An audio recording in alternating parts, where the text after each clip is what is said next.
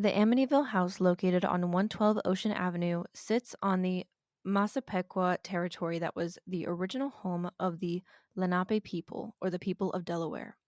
They were partly displaced during the Revolutionary War and later completely removed under the Indian removal policy in the 1860s. They were relocated to the Indian Territory that takes up what is today Oklahoma, Nebraska, Kansas, Missouri, Colorado, North and South Dakota, Montana, and Wyoming. The Lenape people currently belong to the Delaware Nation and Delaware Tribe of Indians in Oklahoma, the Stockbridge Munsee community in Wisconsin, and the Munsee Delaware Nation, Moravian of the Thames First Nation, and Delaware of Six Nations in Ontario.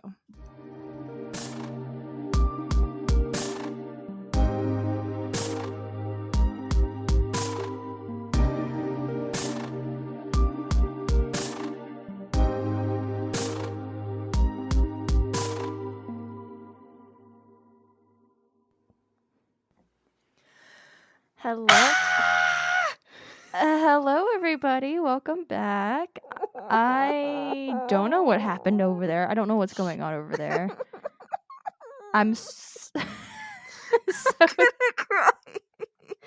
Well, no, because you're done with the research now. All you have to do is present it. That's all that needs to happen. I don't want to be here. Yay. It sucks. I know. Welcome back, everybody. I feel like we haven't sat down and recorded in forever. Even though it's literally only been like a week. It's been 2 weeks. No, it hasn't. Yeah. Has it? Yeah. Oh my god, it has. It's been 2 weeks. Oh my god, it has. Oh Okay. God. Goodness. I'm so tired. Oh, goodness. Anyway. How are you, Psychos? Forever EB and EB to sleepy. It's never ending. Ain't that just the way? It's never ending.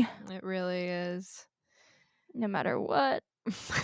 No matter what I try to do, no matter what I try to drink, nothing. Coffee, water, Monster, Vodka. the blood of our enemies, vodka. Without me? No, we don't have any in the house. We had wine yesterday. A little bit. A little sliver. A little sippy sip. Yeah. Oh, goodness. I'm yawning again already. Please don't do that to me. We just started recording. Anyway, how are you? I'm doing terrible. But in a good way, I think. So Psychos is gonna immediately get mad at me the moment that I mention this. So I'm like 1/4 of the way through my classes right now. Woot And this past week, so we have like weekly quizzes, and we have a lot of assignments that we turn in like already. Like we pretty much turn in like pretty much 3 assignments like every week or so. Mm-hmm. And so up until last week, I had a 100 in my class, full 100, perfect marks on everything. God. And I took one of our quizzes and I misread one of the words that basically I ended up misreading it as thinking it was asking me what the process of something was, but it was asking me where the process occurs. So I picked the wrong answer. I missed one goddamn point on that quiz and it dropped me to a 99.35. So I might as well just be failing at that point. No, you're literally not. Oh my god, I fucking hate you. So I am now doing the like 20-point extra credit that we're doing next week to try to get above 100 in my class. It. I said even though you don't need it. So I would kill to have a 99.36. Little backstory on me. I'm a perfectionist, if no one could tell. But my last semester that I spent in university before I was forced to drop out by my last relationship. I mean, I was forced to drop out. So I just stopped coming to class. It was too late in the semester for me to fully officially drop out, and my anxiety was so crippling that I couldn't actually submit anything. So my last classes, I want to say I had 3 classes. I just dropped them, just fully didn't go. So I failed out of those classes and never heard anything again. So I don't know what my GPA is right now, but I'm trying to get it up. I'm trying to balance out that last semester as best I can. So I'm trying to hit 100% or above in all of my classes to try and balance out the GPA as best as I can, because it's the only thing that's going to get me into a bachelor's and master's program. So that's where I am right now, so that's why I'm very picky on it. Also, if I'm spending this stupid amount of money on my tuition, because I am paying my tuition out of pocket right now, which means we have no money to do anything else, then I need to get good grades because I'm spending like $800, I think this semester was, for just one class. Yeah, it's been busy. And then, of course, today, the day that we're recording this episode, I had the biggest freaking lecture that we've had so far. My notes, before even putting in the on site notes, were like 4 pages long.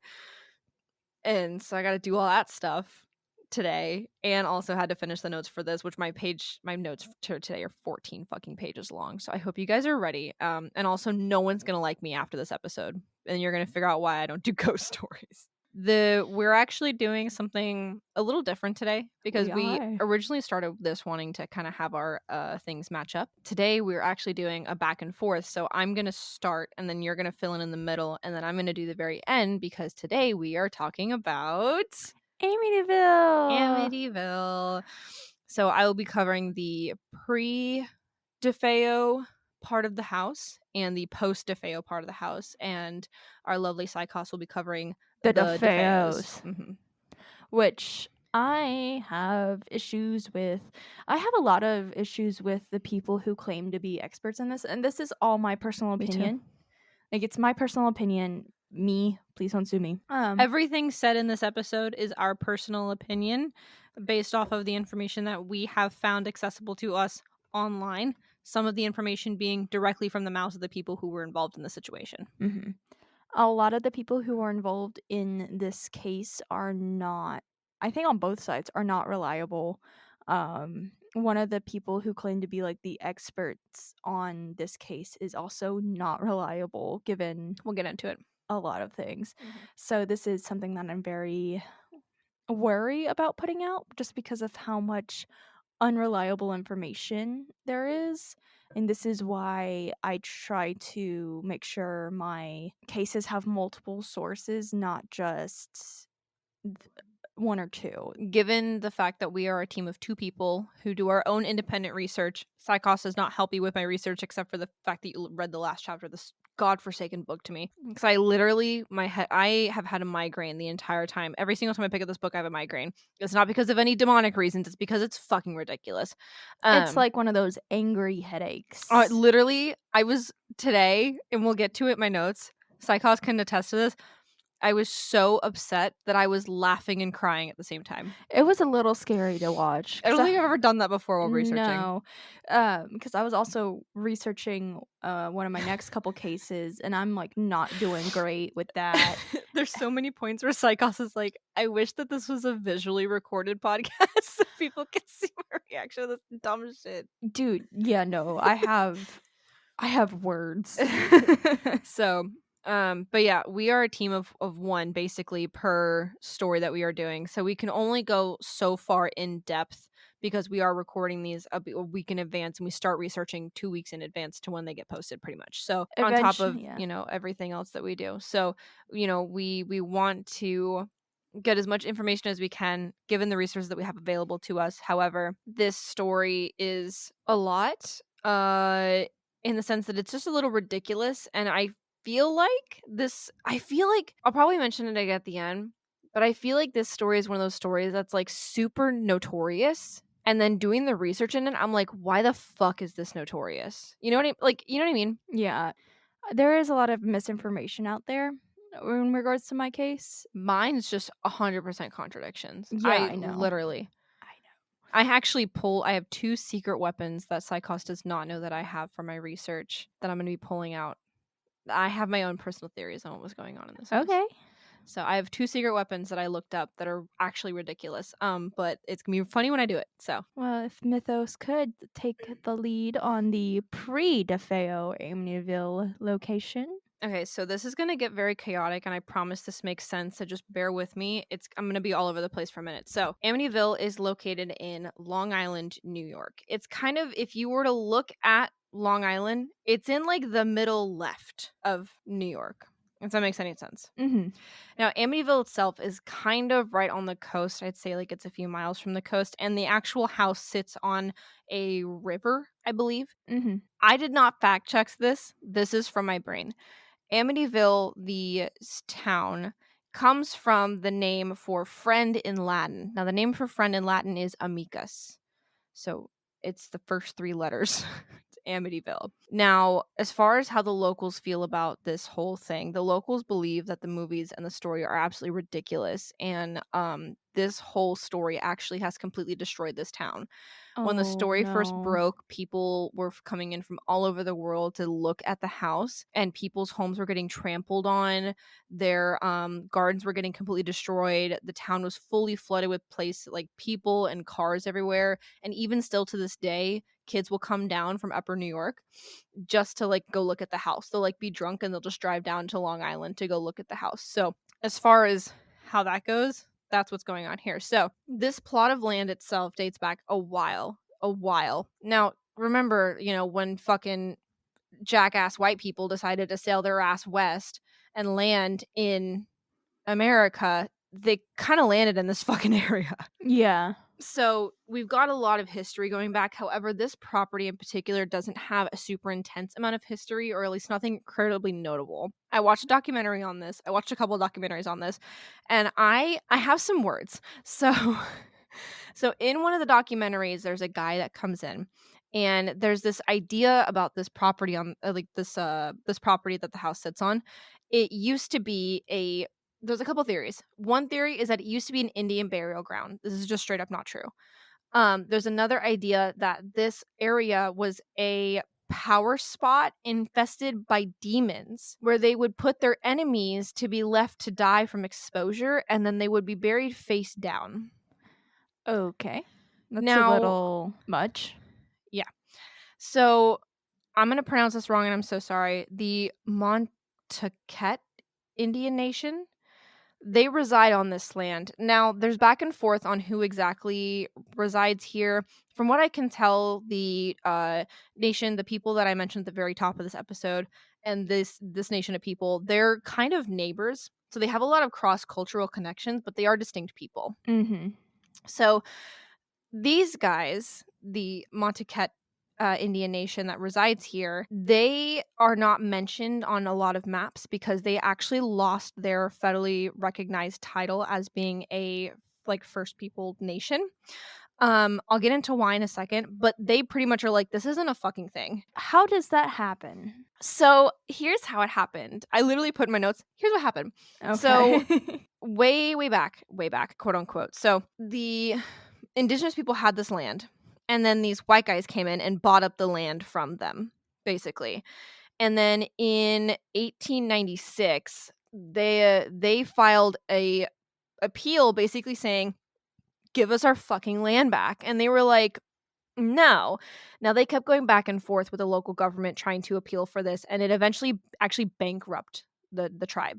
Oh. Eventually, the court said that they were allowed to make claims through old deeds that proved that they had residency on the land. However, in doing so, they would lose their legal status and right to compensation. Are you serious? Yes. So they had to choose between reparations and getting their fucking land back. Well, the problem is if they claim the land, they're not recognized as a federally recognized nation anymore. So basically we'll let you do this, but in the process, you don't have the legal standing to do it in the first place. So they kind of shot them down with it, basically. It's like, we'll give it to you, but we're actually saying no in a roundabout way to make them stop.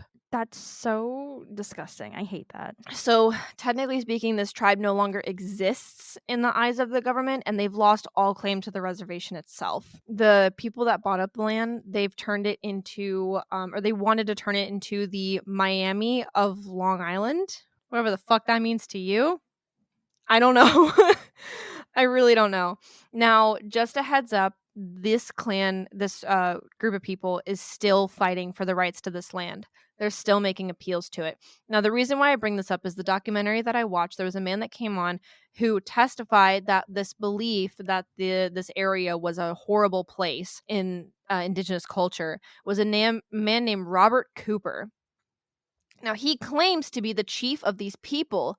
However, Robert Farrow is actually the chief of these people. Or there might be multiple chiefs and there might be little subsections of this indigenous people. I don't know. There wasn't a lot of information on it. And they actually don't associate with Robert Cooper. The reason being is the people actually wanted to make a museum in relation to their tribe, and he wrote a very strongly worded letter to the local government saying, "Hey, don't fucking do that. I represent these people and we don't want this." And everyone else was like, "No, we want this. Who the fuck are you?" So they've made multiple statements saying, "We don't associate with this guy. He doesn't speak for us." So I'm going to assume that that still stands with the Amityville thing. So this random guy, who is not indigenous, by the way, came on in this attire and claimed Okay. that he was the chief and claimed that it was Robert, oh my god, it was Robert Straight Arrow Cooper. I just remembered that. Yeah, he was actually banished from the tribe. Good. So he said, this is the thing, and they said, no, it's not.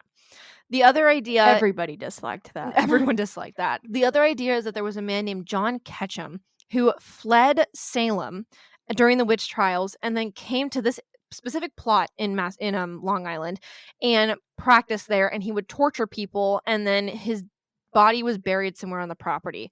Now, there are deeds existing with a man who is named John Ketchum, and there is a street in Amityville named Ketchum Street or Ketchum Avenue, but there's no verification that this man ever lived on this property or in this area of the city or even in the city at all. So there's that.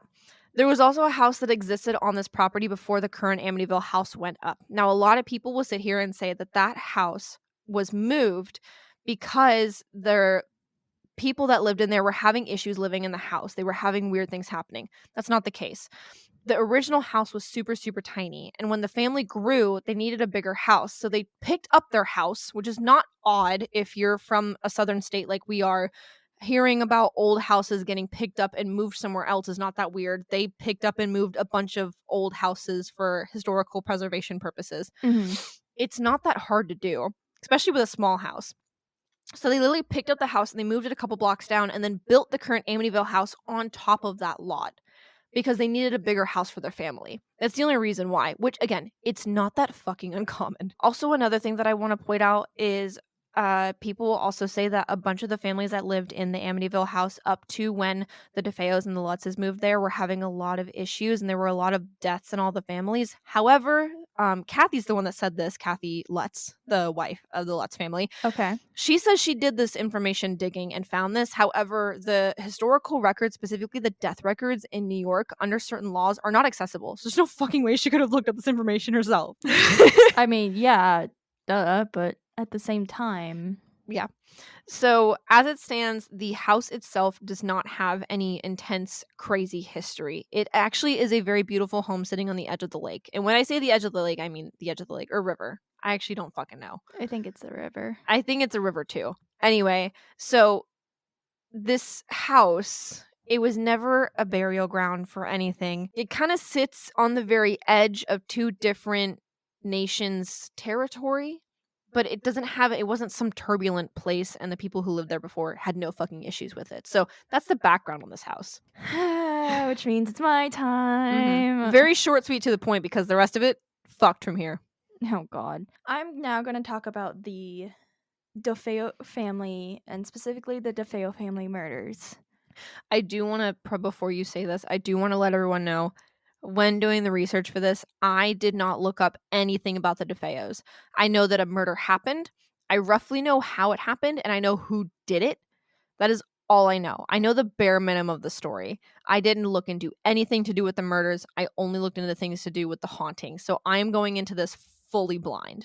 Just a heads up. So if I overreact, it's because I'm overreacting. Okay, it's just me. My notes, like I mentioned at the top of the episode, are kind of all over the place. Mhm. For some reason, I forgot to add in the actual date. I did that too. I was like, Murder? what fucking year did this happen in? Give me a second. I also can't wait for me to tell my section so you can understand my timeline on my whiteboard right here. I have a timeline on my whiteboard, and Psychos was like, what does that mean? And I was like, it makes sense to me, I promise. And for anyone who's following along, if you want to write it down, I have the dates 24 through 31 and then 1 through 6 written down in order, top to bottom. On 24, it says get sick. 26, not sick. 28, sick. 30, sores.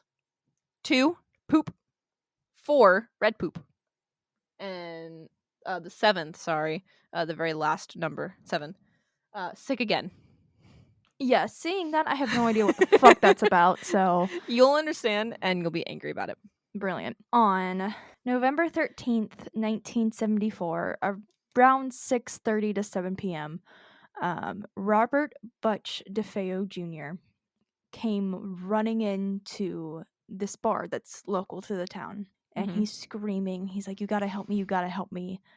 I think my family's been shot." You think? You think? Yeah, that's what I said. I'm like, "You think?"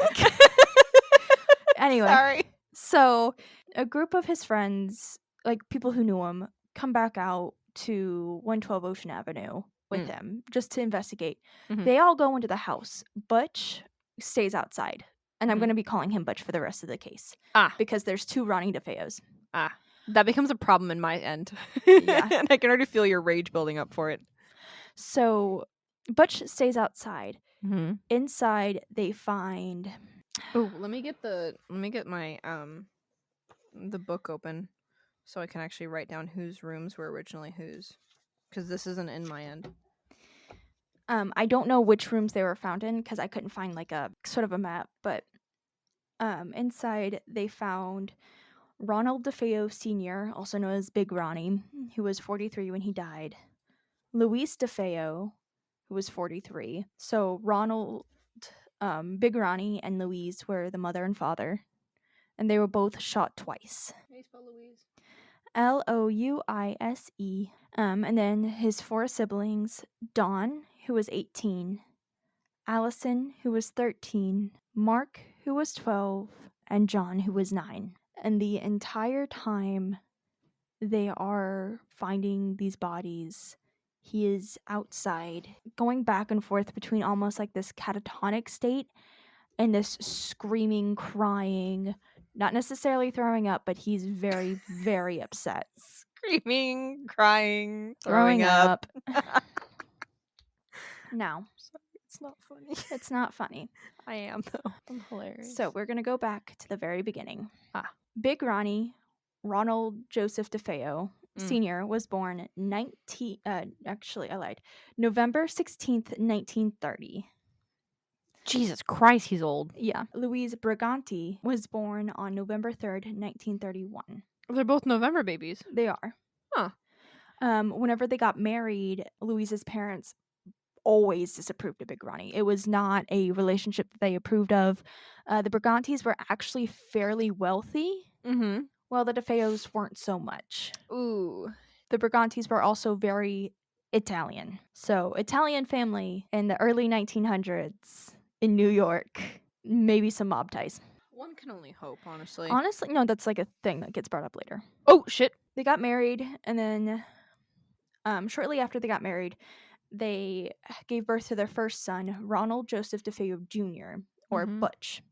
It's a very common thing in Italian families Yeah. to have the first son be the junior. Yeah. So we're going to call him Butch for the rest of this case. Okay. But he was born on September 26th, 1951. He was the firstborn, and his family, like his father specifically, expected a lot of him, but he was always kind of chubby. Aww. He was a little tubby baby. Aww. But he would literally get called cruel names, and growing up, he was also the subject of Big Ronnie's abuse, like targeted. Like whenever he was 2, Louise's brother actually told a story about when he was visiting and he saw I don't remember what exactly the incident was, but this was at the trial. And he was talking about how whenever Butch was really young, something happened to like really piss Ronnie off. So Big Ronnie off. So he actually takes Butch and just slams the kid into the wall and bangs either his head or his shoulder against the wall. Oh my goodness. And he was 2 years old at this point. So into his teenage years, Butch was very overweight, unfortunately, which resulted in a lot of bullying from classmates. They literally called him like Piggy and stuff like that. It was really rude. Yeah. Oh, also the Blob. Oh my god. That's so mean. That's honestly terrible. That's terrible. But Butch obviously was not an only child. He had 5 other siblings. Mhm. The next child was Donna Teresa DeFeo, and she was born on June 29th, 1956. Mhm. And then a few years later, on August 16th, 1961, Louise gave birth to Allison Louise DeFeo. Mhm. And then on September 4th, 1962, she gave birth again to Mark DeFeo. She took a break in between having Butch and Dawn. Yeah. And like a couple years break. And then she had like a pretty big break between Dawn and Allison. After Mark was born, so we're up to kid number 4. Mhm. We got one more kid Mhm. before. After kid number 4, Mark, was born, Louise decided that she had enough. Mhm. Because at this point, it wasn't just Butch that Ronnie was being abusive towards. It was all of the kids. It was Louise as well. It was Mhm. everybody. Mhm. So she takes the kids and goes back to her parents. Mhm. So she up and leaves. Yeah. And he decides that he wants his wife back. Like, Big Ronnie wants his wife back. He's going to do whatever he can to get her back. Mhm. So he writes her a song. Aw. Oh wait, you played the song for me. And this song actually gets picked up by Joe Williams. And it's called The Real Thing. And it was released in 1963 on the album One is the Lonesome Number. One is a Lonesome Number. Aw. And that was it was very sweet because we listened to the song. The song itself is, It's a very sweet song. unfortunately, the man who wrote it is A weenie. very much a weenie. So she comes back, and immediately he's back into being abusive. Mhm. And he was he was a drinker, and he was not great. Mhm. So on October 24th, 1965, they have their third and final son, John Matthew DeFeo. Mhm. And at this point in time, it's 1965, they decide that they need to move to a bigger house because they have 5 kids now. Yeah. And that's just not like, even though they were still living in like in a very nice area of like, I think it was Brooklyn right now, they were Mhm. living in an apartment. They need their own Yeah, home. that's just not enough space Mhm. for 5 kids. Yeah. A very important thing to note, the DeFeos themselves did not have that much money. Mhm. All of the money they had was actually given to them by Louise's father, because the Briganti family were very wealthy. Yeah. So they decide to move to Amityville, into 112 Ocean Avenue. Mhm. They would be there for 9 years. Hmm. It's not that long actually. It's not that long, but they get there.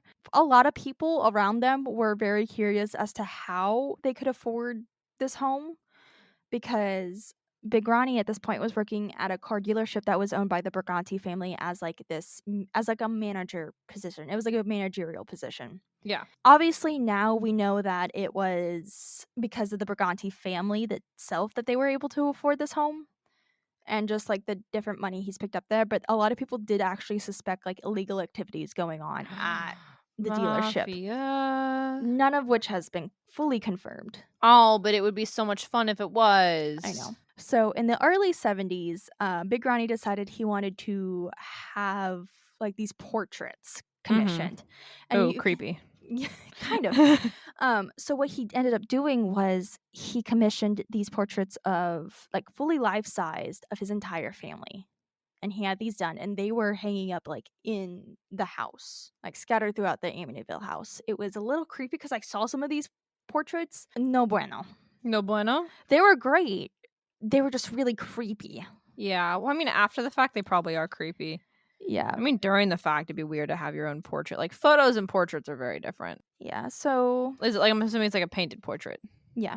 Yeah. As this is going on, right now, Butch is getting heavier and heavier into drugs and amphetamines at this point. He's lashing out more at his dad. He's lost a good bit of weight Mhm. because of the drugs, but he is getting more and more violent. He's getting more and more aggressive towards his dad. To be fair, his dad's an abusive piece of shit, but Yeah. they started clashing more and more. Yeah. And in order to try to kind of calm down his son's attitude, Big Ronnie and Louise decide to take okay, let's get him the things that he wants. Let's try to spoil him to try to curb this, if that makes sense. Okay. I mean, I guess. So they get him a boat, Okay. and then they get him a car. Okay. And then Butch starts working at the car dealership Monday through Friday, 9 to 5 p.m. Okay. Most of the time, Butch doesn't even show up to work. He still gets paid. He still gets to take home that check that he would have if he actually went to work. But he just doesn't show. He just doesn't show most of the time. Amazing. I mean, he does occasionally, but not all the time. He has a girlfriend who I couldn't find her name, but in high school, just after high school, they got together. He was incredibly abusive to her. Like, at one point during a party that was being thrown at her apartment, he literally throws her across the room in front of so many people. Butch does this? Butch does this. Wow. So he's clearly picking up on some tendencies from his father. And then at another point in time, he went on a camping trip with a couple of his friends. And earlier in the day, one of his friends had really pissed him off. So he takes this gun they brought, because it was a hunting trip too, Yeah. and puts it in his, aims it at his face and, gets really fucking angry. And then later on in the day, whenever this friend isn't talking to him, Butch is like, what did I do? Like, why isn't he talking to me? I don't understand. I thought we were joking around. He is not he's not doing great. He's also now at this point taking LSD and heroin. At the same time? His addictions ran Deep. Yeah. Not deep, but those two addictions ran concurrently. He's not doing great. Yeah. I think it was a couple months before the murders. Louise and Ronnie were Big Ronnie were having one of their fights again. They were screaming. It was ugly. But then Butch gets fed up and he butts his way into the argument, yelling at both of them to shut up. And then he takes out a pistol that is loaded, cocks the gun, points it at his father's face, and pulls the trigger.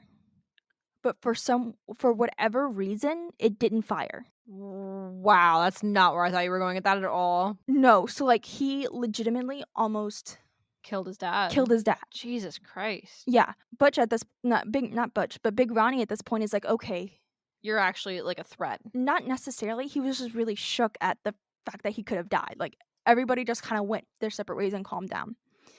And then yeah, what else do you do when your son almost shot you in the face? And then at another point in time, this was very near the date of the murders, Butch was supposed to take some money from the car dealership and bring it to the bank to deposit. Except he recruits one of his buddies and says, hey, let's make it look like we were robbed, and then we can keep the money and split it amongst ourselves. Yeah.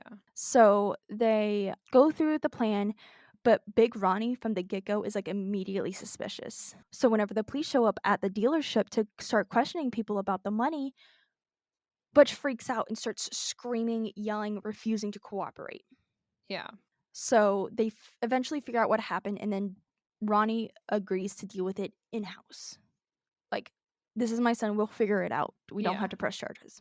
So with all of that as a background, you kind of see a pattern forming. Yeah, he's definitely a violent person who's got a lot of addictions. Yeah. Between the hours of 3 and 3:30 a.m. on November 13th, 1974, Butch actually was sitting in the main entertainment room that was on the second floor. He was watching entertainment room. Yeah, they had a entertainment area. So Butch is in the entertainment room watching this really, I've heard it's violent. I'm not sure if it is or not, but it's a World War II movie. It's a movie based off of World War II. You know what it's called? Oh gosh. It's Castle something. I don't remember. Okay. I'll have to find it later. He gets up, goes to his room, picks up a .35 caliber lever action Marlin 336C rifle. Okay. He goes from room to room, starting with the parents. He shoots Louise twice in the back and shoots Big Ronnie twice in the back. Then he goes and he shoots Dawn, Allison, Mark, and John all once. And there is evidence that suggests that Louise and Allison were both awake at the time of their shooting. Mm-hmm. He then goes back to his room, showers, shaves, gets ready for the day, grabs his clothes, grabs the gun, and leaves the house at around 5. Okay. Like, he yeets the gun into a puddle somewhere, and he drives around for a little bit before going to work. And he stays at work at around noon, and the entire time he's at work, he's calling. He's like trying to call the house and getting no answer. He's asking people around if they've seen his dad yet, or if his dad's shown up to work yet. And then he goes over to his girlfriend's apartment, where they do end up doing heroin together. We aren't sure if he goes back to the house, if he drives back to the house, or if he just drives straight to the bar, where he then tells everybody, "Help, I think my parents were shot." Okay. He talks up whenever the police finally get there, because first, let me talk about this 911 call. So, one of the group members that were there, after they found the bodies, they ran back outside and went to call 911. Either there was like a really bad connection, or they just were not paying any attention whatsoever. Is this they see he made this call at the house? He made the call at the house. Okay.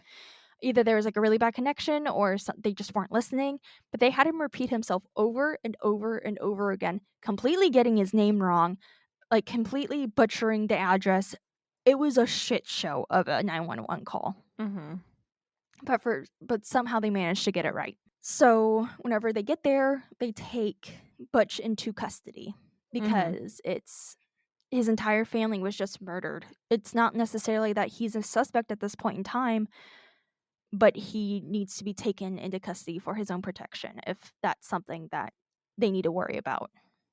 So they get to the police station. He is super cooperative. He tells them how he left the house that morning, like how everything like was fine. Everybody was alive when he left. And then at this point in time, the investigation at the house is getting underway. And something that was really creepy that was brought up was that he claims that he left the house at around 6:30, 7 o'clock. But Dawn's alarm clock was going off at a certain time. It always went off at a certain time every morning. I think it was around like 7:15ish, just so that way she could get up and get ready for school, because she was 18 years old at this point. And it was never turned off that morning. So whenever they got there to investigate the house, you could still hear the alarm clock going. Okay. Because it was one of those old wind-up ones. Yeah. He gets there, he's super cooperative, gives them like a rundown of his whole day, not what exactly he did, but like gave them the alibi, because he was clearly going around to different place to place trying to create an alibi.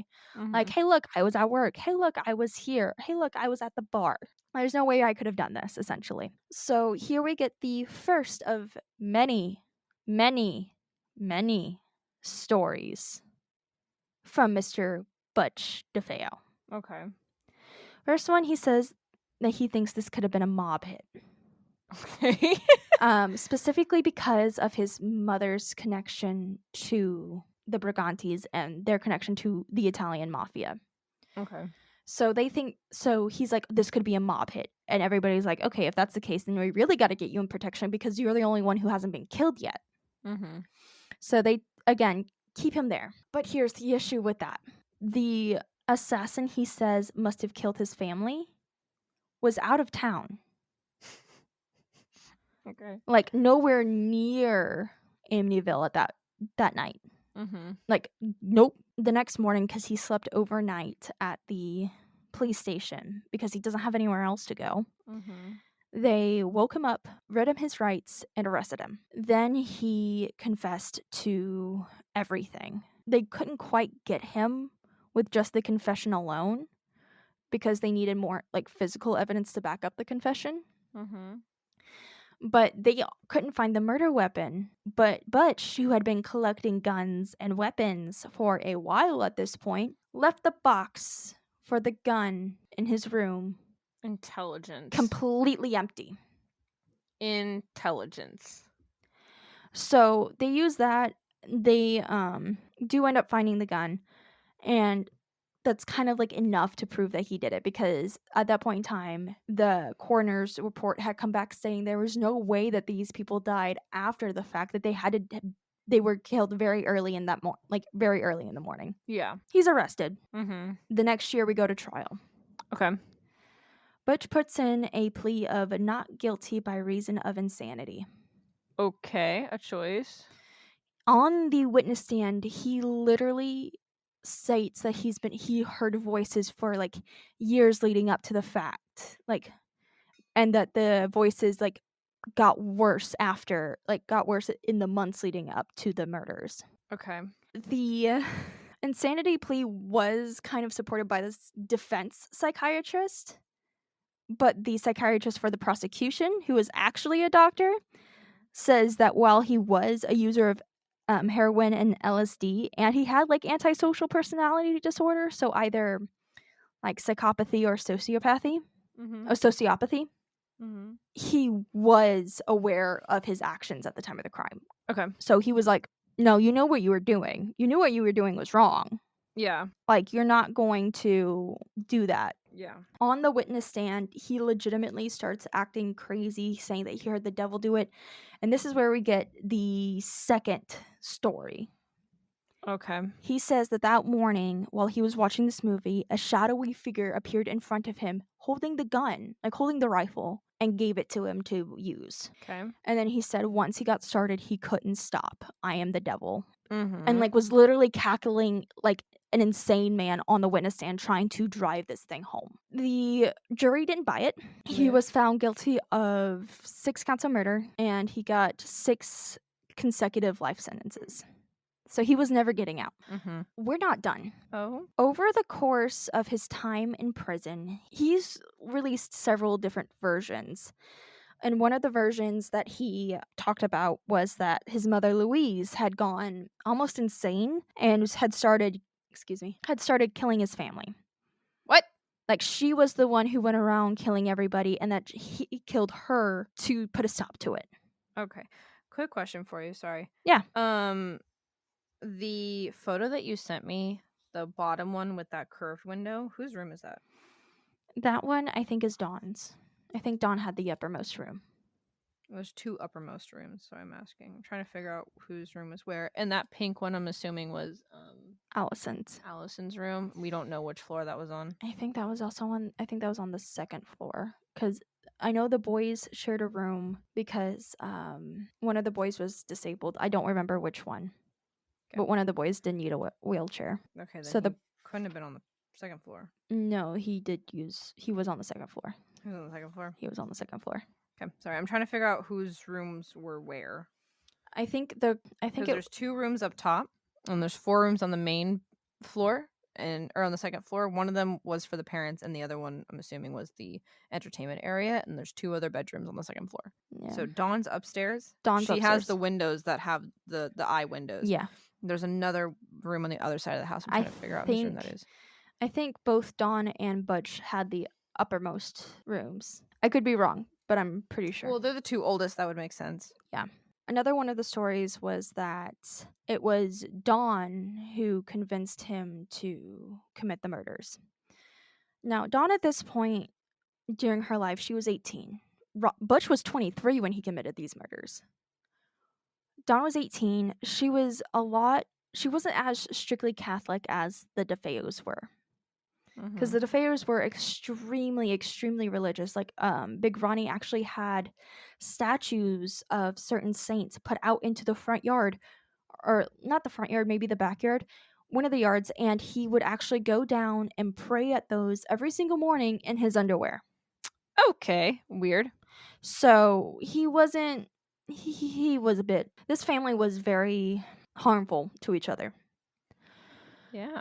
Really? So Dawn was more of the hippie type. She was very free-spirited. She clashed a lot with her parents because of this. And she actually wanted to go elope with a boy to Florida. Okay. And this was something that was like really, really like her parents were highly against this because Butch would later say in the DeFeo family, you had to be a DeFeo. You couldn't be anything different. Mm-hmm. And that's not to say that she wasn't going to be allowed not to marry. You just had to kind of conform to what a DeFeo should be. Yeah, that makes sense, honestly. I'm not surprised. So she allegedly, according to Butch... Actually, no, I lied.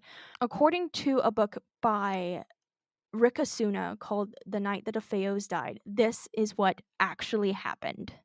You'll see why I take this entire thing with a grain of salt. Okay. So allegedly, because Dawn was so upset that she couldn't go to Florida to marry this man that she had met and wanted to run away with for the rest of her life, she couldn't escape. She decided that her father had to die, that everybody had to die, Okay. and that Butch was going to help her do it. Okay. So instead of a dark, shadowy figure being the one to hand him the gun, it was Dawn, wearing all black, with 2 other guys with her, saying it was time to go. Okay. So, according to this book, I haven't read this book. This is what I could find based off of the book. According to this book, Dawn and these 2 guys kill everybody else in the house. The 2 guys run off because everybody's dead. There's no need for them to be there anymore. Yeah. But Dawn instead tries to turn the gun on Butch to kill him. So Butch takes control of the gun and then shoots and kills her. Okay. The only thing that makes this gives us any sort of credibility is that there is gunshot residue, like gunshot powder on her nightgown that night. Like, Okay. that would only kind of have resulted from somebody being the one to hold the gun. Yeah. However, gunshot residue is also not incredibly scientific, as you'll see the more you go through this. There's a lot of forensics that's not super scientific to begin with. And that's really unfortunate because of how much our justice system puts importance on that. She was determined to have been asleep at the time of the murders, while Louise and Allison were both determined to have been awake at the time of the murders. Both Allison and Louise were found almost burrowing into their blankets trying to hide. Oh. Later, though, you find out from Butch himself saying that Rick's book was absolute bullshit. Drama.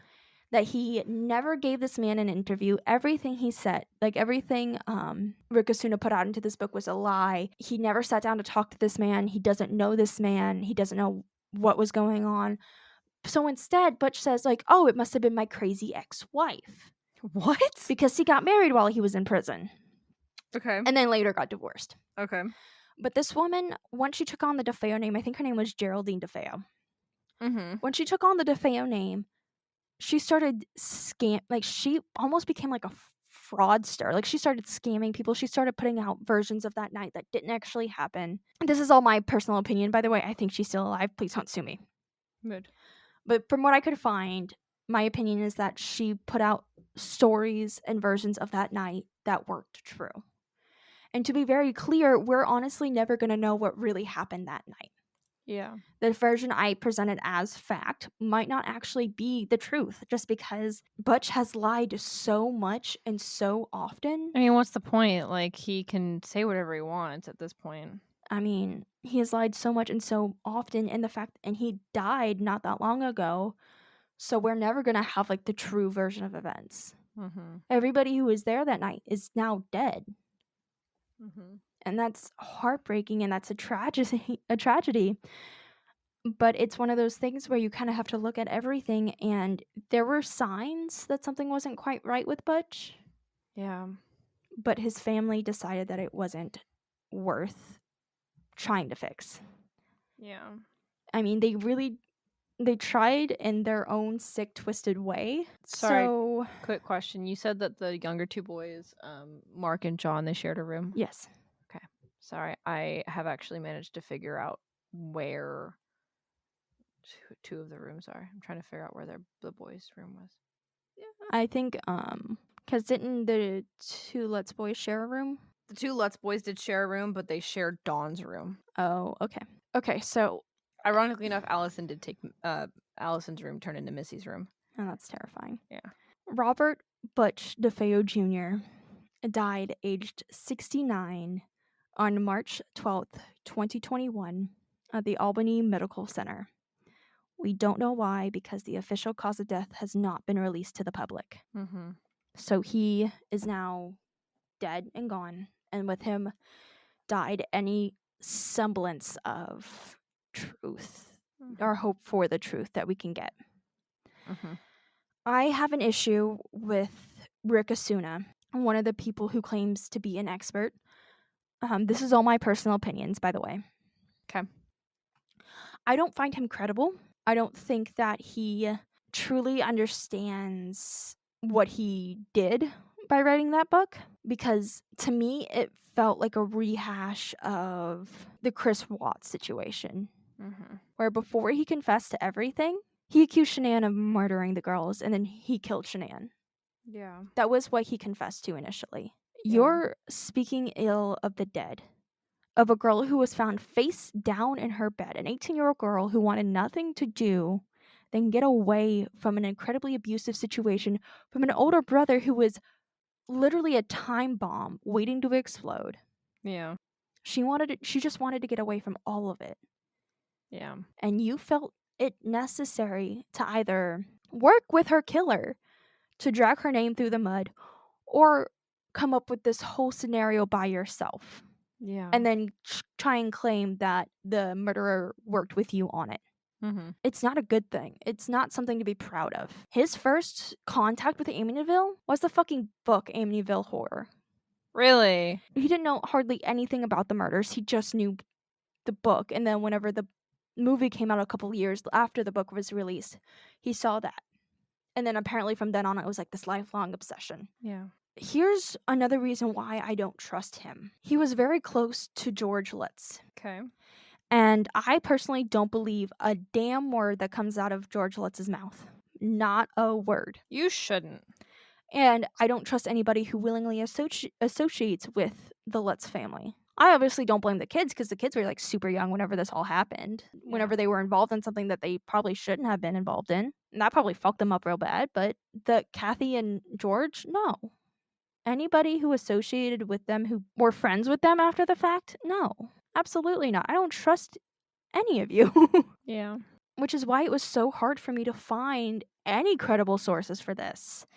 Because like any article that was there either used very, very little information or all referenced Rick Asuna's book. Mm-hmm. Now, I'm not saying there's something wrong with a theory and believing the theory.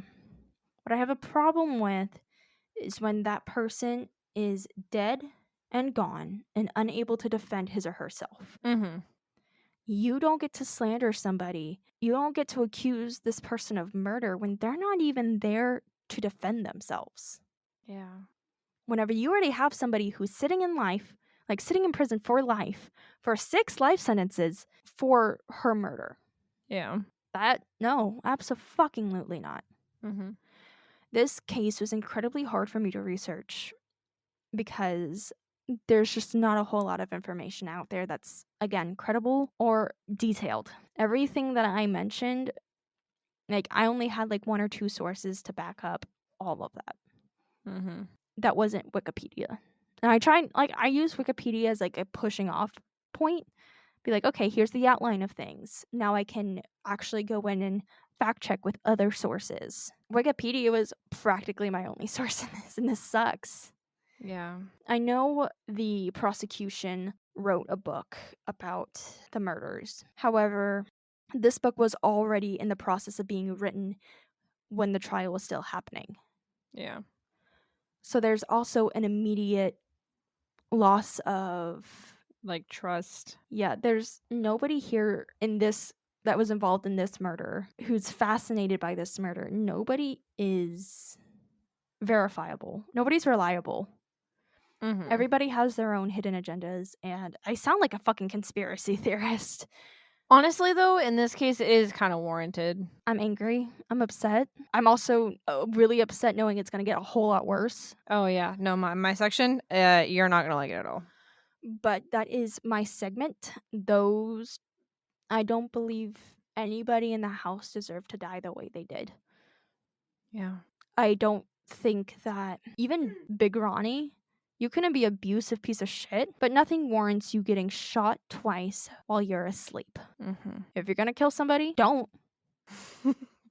Don't kill anyone. Don't kill anybody. But Butch was also a victim, but he also was not a good man either. He was perpetuating a cycle of abuse. Yeah. And he just took it too far. He took it way too far. Thankfully, he had no other victims. And my next case is going to be something very similar. Like, a lot of my cases, unfortunately, deal with people who are showing signs of something being incredibly wrong and it all being ignored or not taken seriously or stuff like that. And that really, really upsets me, because you know how many lives, including their own, could be saved if people just stopped and watched. Yeah. And took note and paid a fucking attention. Yeah. Or stop stigmatizing the idea of getting help for someone. Exactly. That's the end of my part of the Amityville horror. Let's see what else Mythos has in store for us today. For my research, the main thing that I read initially was the book. It's literally right in front of me. The Amityville Horror by Jay Anson. Now, this is not the only research that I did. However, I did mostly reference this when it came to their day by day, which I will get into. But first, what we're going to do is I'm going to give you guys an overview of kind of what happened. And then we're going to go day by day. And when I say day by day, I mean from the mouth of the beast. They said this book is verbatim their story, mouth of the beast, day by day. Okay. So did they use the phrase mouth of the beast? I used mouth of the beast because it's accurate. Okay. Because these bitches. Anyway. So, as Psychos lovingly told us, November 13th, 1974 is when the murders occurred. December 23rd, 1975. I don't know why I wrote 6. Weird. December 23rd, 1975 is when the Lutz family moves into the Amityville house on 112 Ocean Avenue. Ocean, Maine. Okay. God damn it. I'm going to give you guys a little cast of characters here. So, here's our little cast of characters. So, we have Ronald DeFeo. Which one? Who knows? The convicted killer of the DeFeo family, the son. We have George Lee Lutz, who is the father of the Lutz family. He's also the owner of William H. Perry Inc., which is a surveying company for like houses and shit. We have Kathleen Lutz, who is the mother of the Lutz family. And then we have 3 kids. We have Daniel, Christopher, and Melissa. Now, Daniel, who goes by Danny, he's 10 years old at the time. Christopher, who goes by Chris, he's 7 years old at the time. And Melissa, who goes by Missy, is 5 years old. We also have the family dog, whose name is Harry.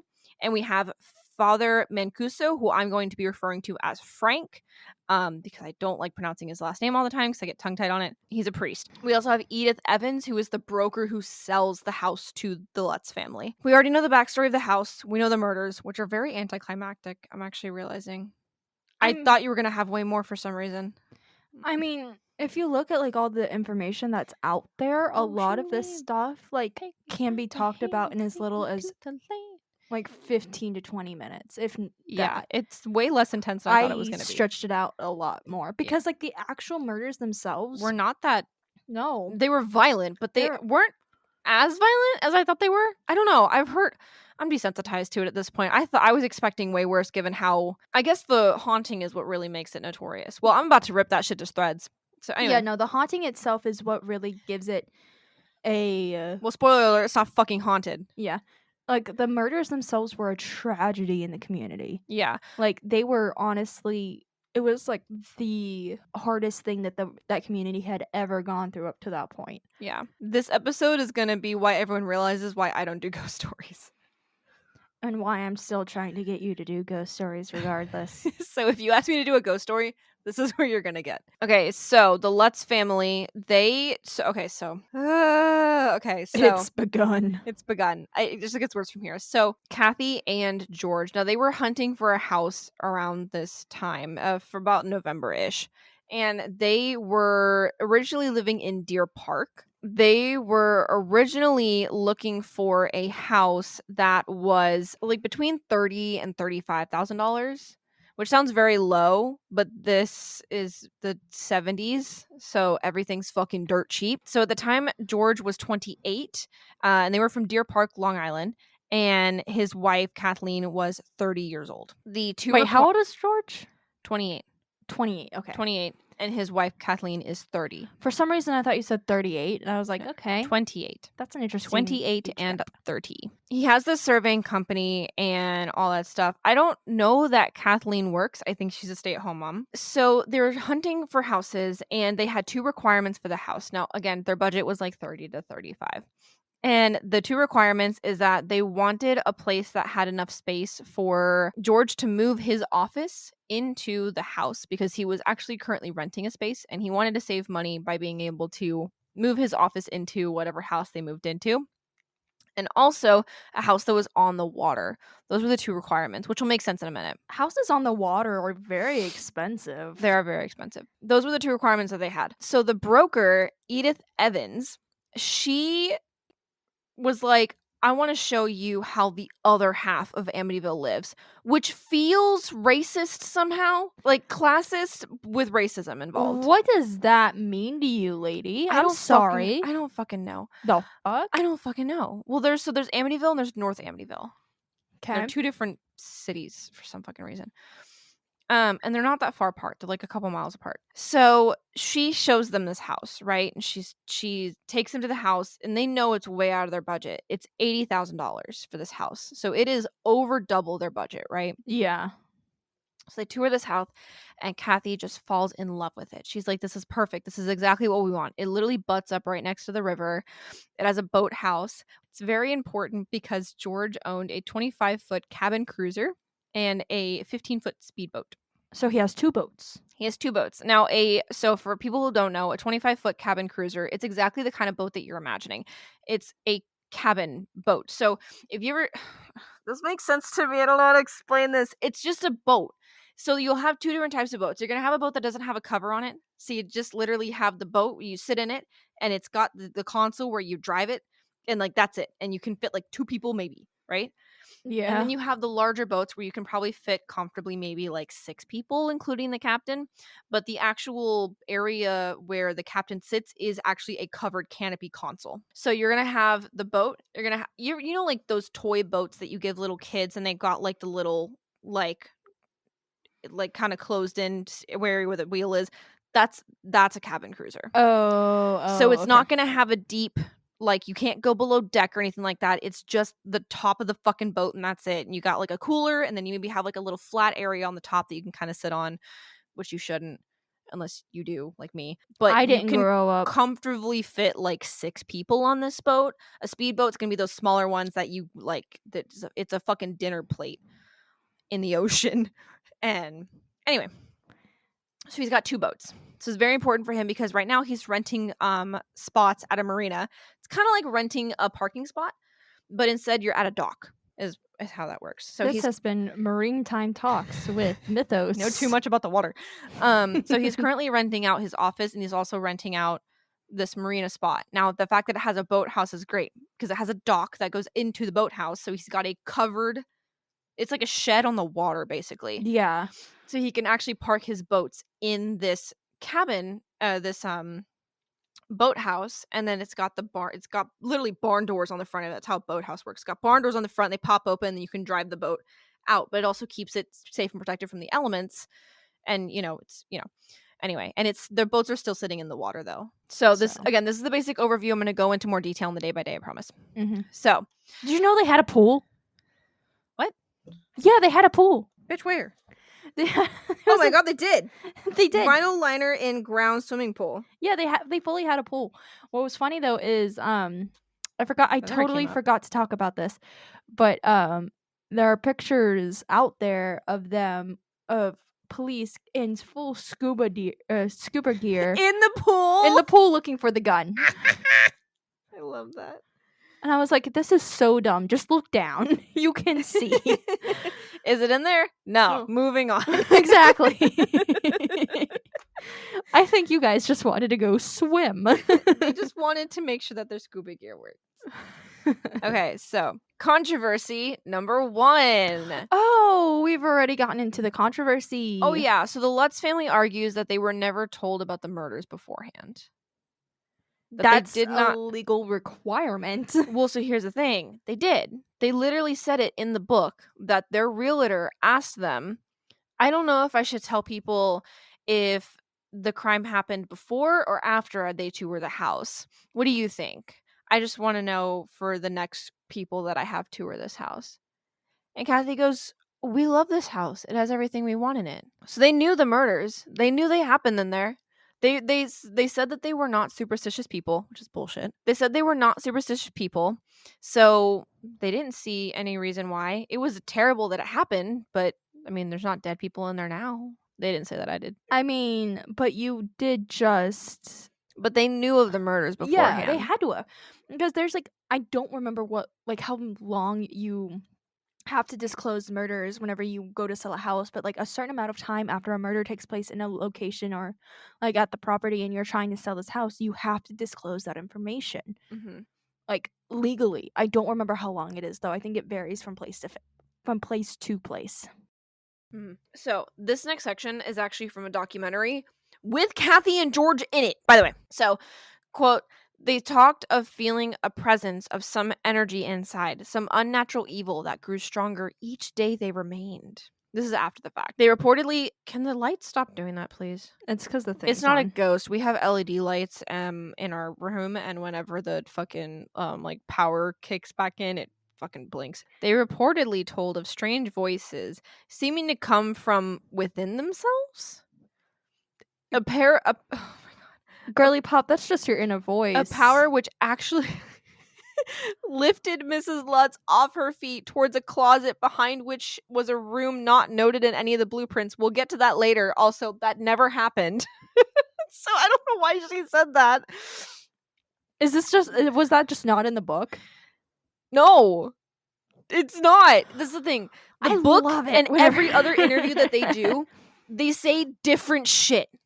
Every single fucking So time. they're contradicting themselves. Yes, every time. Okay, we'll get to it. Okay, So sorry. reporter Steve Bauman of Bauhaus. Bauhaus. That's a joke. Bela Lugosi is dead. Bela Lugosi is dead, and she's currently dying again over the bullshit. Well, He. Bela Lugosi is the actor who played Dracula. No, I'm Bela Lugosi. I'm a queen. She's dead. Oh my god. Wait, say that again? The actor who played who? Dracula. Dracula's a queen. Queen. Oh my god. There you was want- something a little bit homoerotic about... It's the Dracula. What do you mean a little homoerotic? It's Dracula. He's a freaking gay icon. Whatever. We got to get back on track. We gotta get back on track. He said that he found that this happened to every family that stayed in the house and a house that existed on the plot before it. This is not true. I'm about to trigger Psychos so bad. The voices! William Weber, the attorney for Ronald DeFeo, was going to use this information of this haunting to get his client a new trial, saying that he was aware certain houses could be built or constructed in a certain manner as to create some sort of electrical currents through some rooms based on the physical structure of the house. Again, the scientist said, scientific explanation. Oh, I just skipped a line. Again, the scientists said they are investigating that to rule that out. And after they rule you all reasonable or scientific explanations, then it's going to be referred to another group at Duke University who will delve into the psychic aspects of the case. So he was using the haunting to try to get Ronald a new trial on the account that the house was possessed. Yeah, and it didn't fucking work because guess what? The house isn't fucking possessed. Ronald Butch DeFeo wasn't fucking possessed. He didn't hear fucking voices. I mean, he might have because he was doing so many drugs every day that he couldn't fucking see straight. But like, it wasn't the voices. It wasn't the fucking house being haunted. The voices. Okay. Okay. So Okay, continue. I'm angry. another point that was brought up is that the Catholic Church looked into this house and told the people to leave immediately. It says now the Church's Council of Miracles is studying the case, and it is reported that 112 Ocean Avenue is possessed of some spirits beyond current human knowledge. This is not Council true. of Miracles? This is not true. The Council of Miracles? I don't know. The Catholic Church was looking into this house. They did not deem this to be a possession case. They're like, nah, fam. No, because here's the thing. The Catholic Church, because I've listened to like a bunch of like cases whenever it comes to possession, they are actually so strict on what they can call possession. Oh my versus God. not. They are. I am so obsessed with Catholic demonic studies. Oh my God. If I can get my hands on a book on demonology, I'll literally go fucking feral. Psychos, what do I want for my anniversary? For our anniversary, what do I want? What do I want? An exorcism kit. Thank you. And I stand by that. Anyway, no. Homemade. Homemade. See what I can find around the house. No, but like the Catholic standards for something being a possession case, you have to go through So rigorous much. No, literally. testing, like mental health testing, in order to prove that it's not schizophrenia, Yeah. that you're actually fucking possessed. Yeah, no, they have to do, there's a lot of intense research that they have to do on the people. You also have to do a lot of intense research on the building itself. You also have to very heavily, like, you have to have multiple priests and bishops come in and do this before you even can try to get close to the Catholic Church. And then once you get it through your local Catholic Church, it has to get sent to the Vatican. And then once the Vatican gets it, they have to investigate it. It takes like months. It can Which take is up to ridiculous if you're actually years. being possessed by a demon. It's like Yeah. you're fucking dead at that point. But it's so strict. And that actually comes in. I have fucking beef with Frank, by the way. We'll get into it. Oh, Father Frank. Father Frank. I have beef with Father Frank. You know what's funny? Can I go ahead and say this now? Yeah. Father Frank actually came out later after everything, like after this book and everything was released.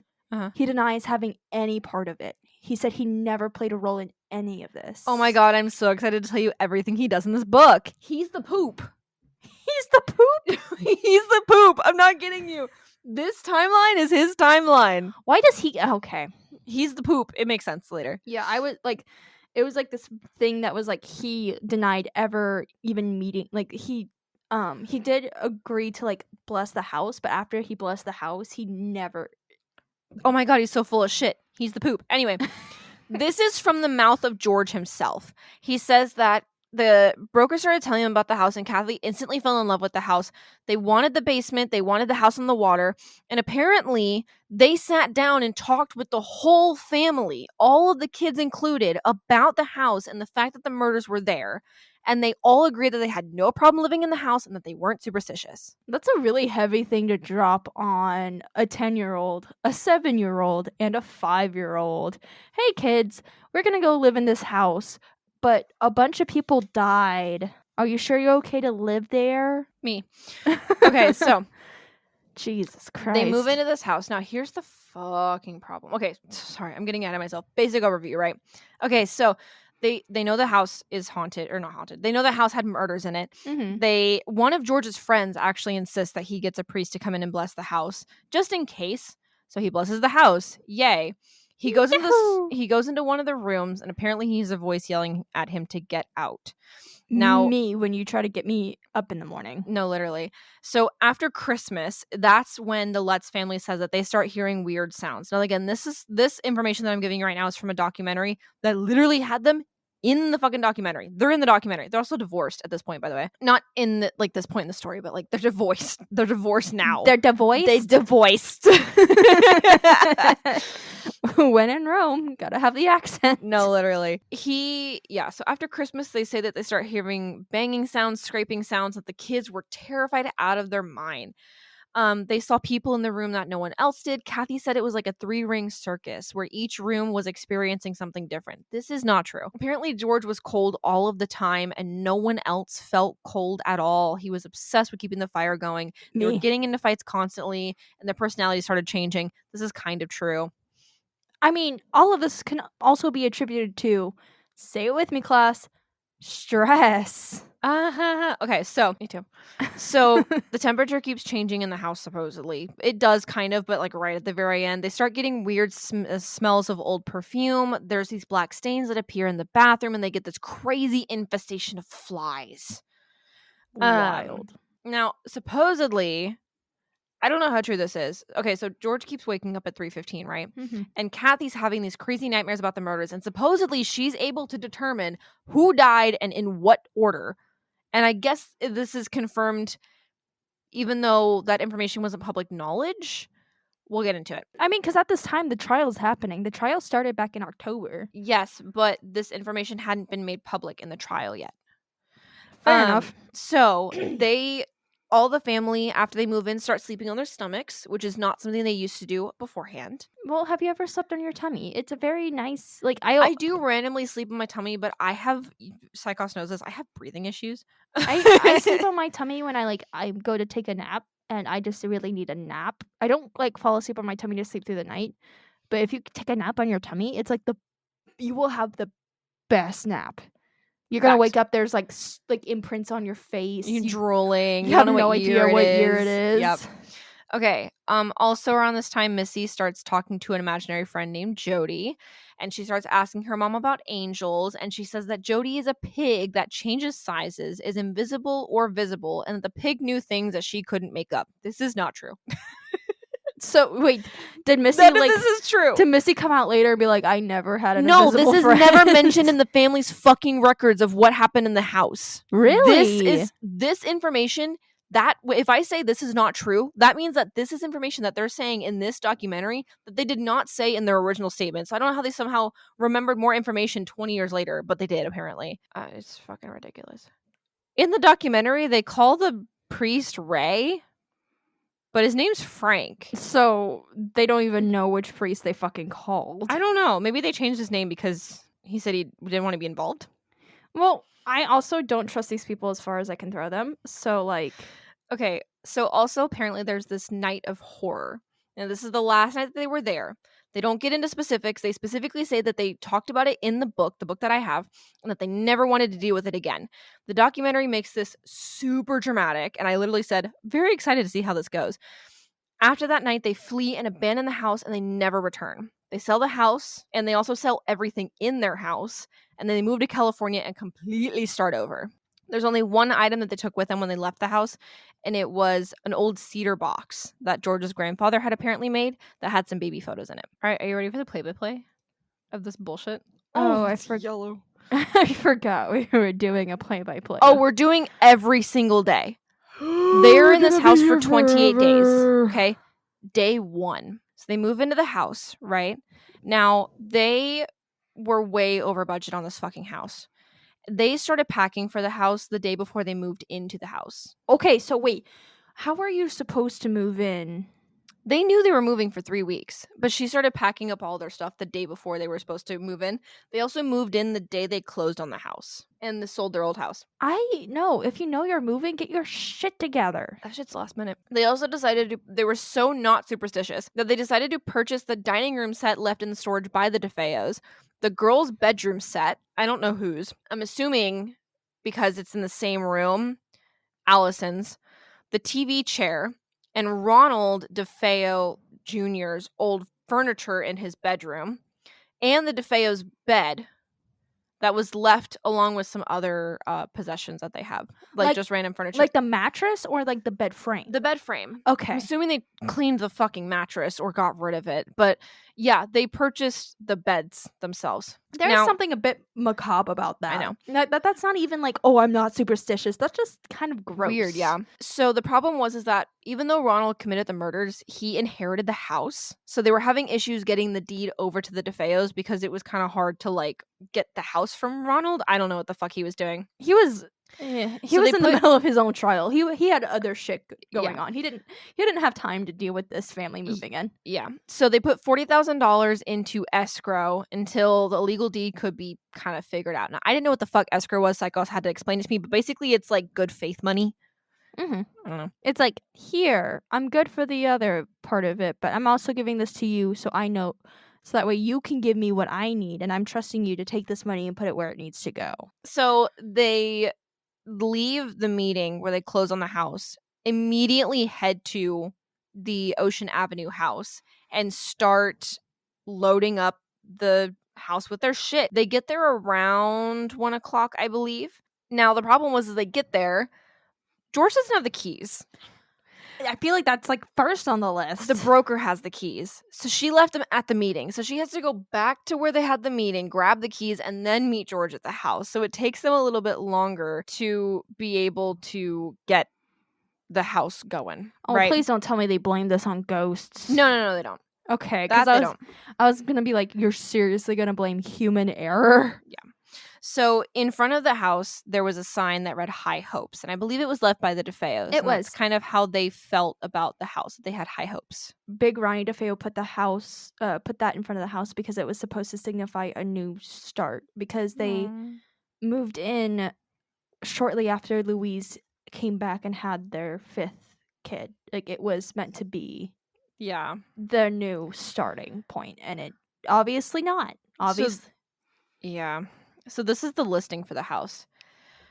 Exclusive Amityville area, 6-bedroom Dutch colonial, spacious living room, formal dining room, enclosed porch, 3.5 baths, finished basement, 2-car garage, heated swimming pool, and large boathouse. Asking $80,000.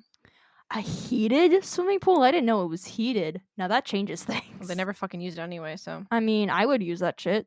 Mm-hmm. Like, excuse me, I'm about to be there every single day. No, literally. This house, like, what sucks is that the house actually does sound and look beautiful. It is a very lovely house, is the thing. I just don't think I could, in good faith, live somewhere where a family was murdered. Yeah. They show up at 1 o'clock. They start unboxing everything, and they finally manage to like get shit going. The Father Frank arrives around 1:30. So 30 minutes after they get there, he arrives to bless the house. Now, who the fuck is Frank? I'm so glad you asked.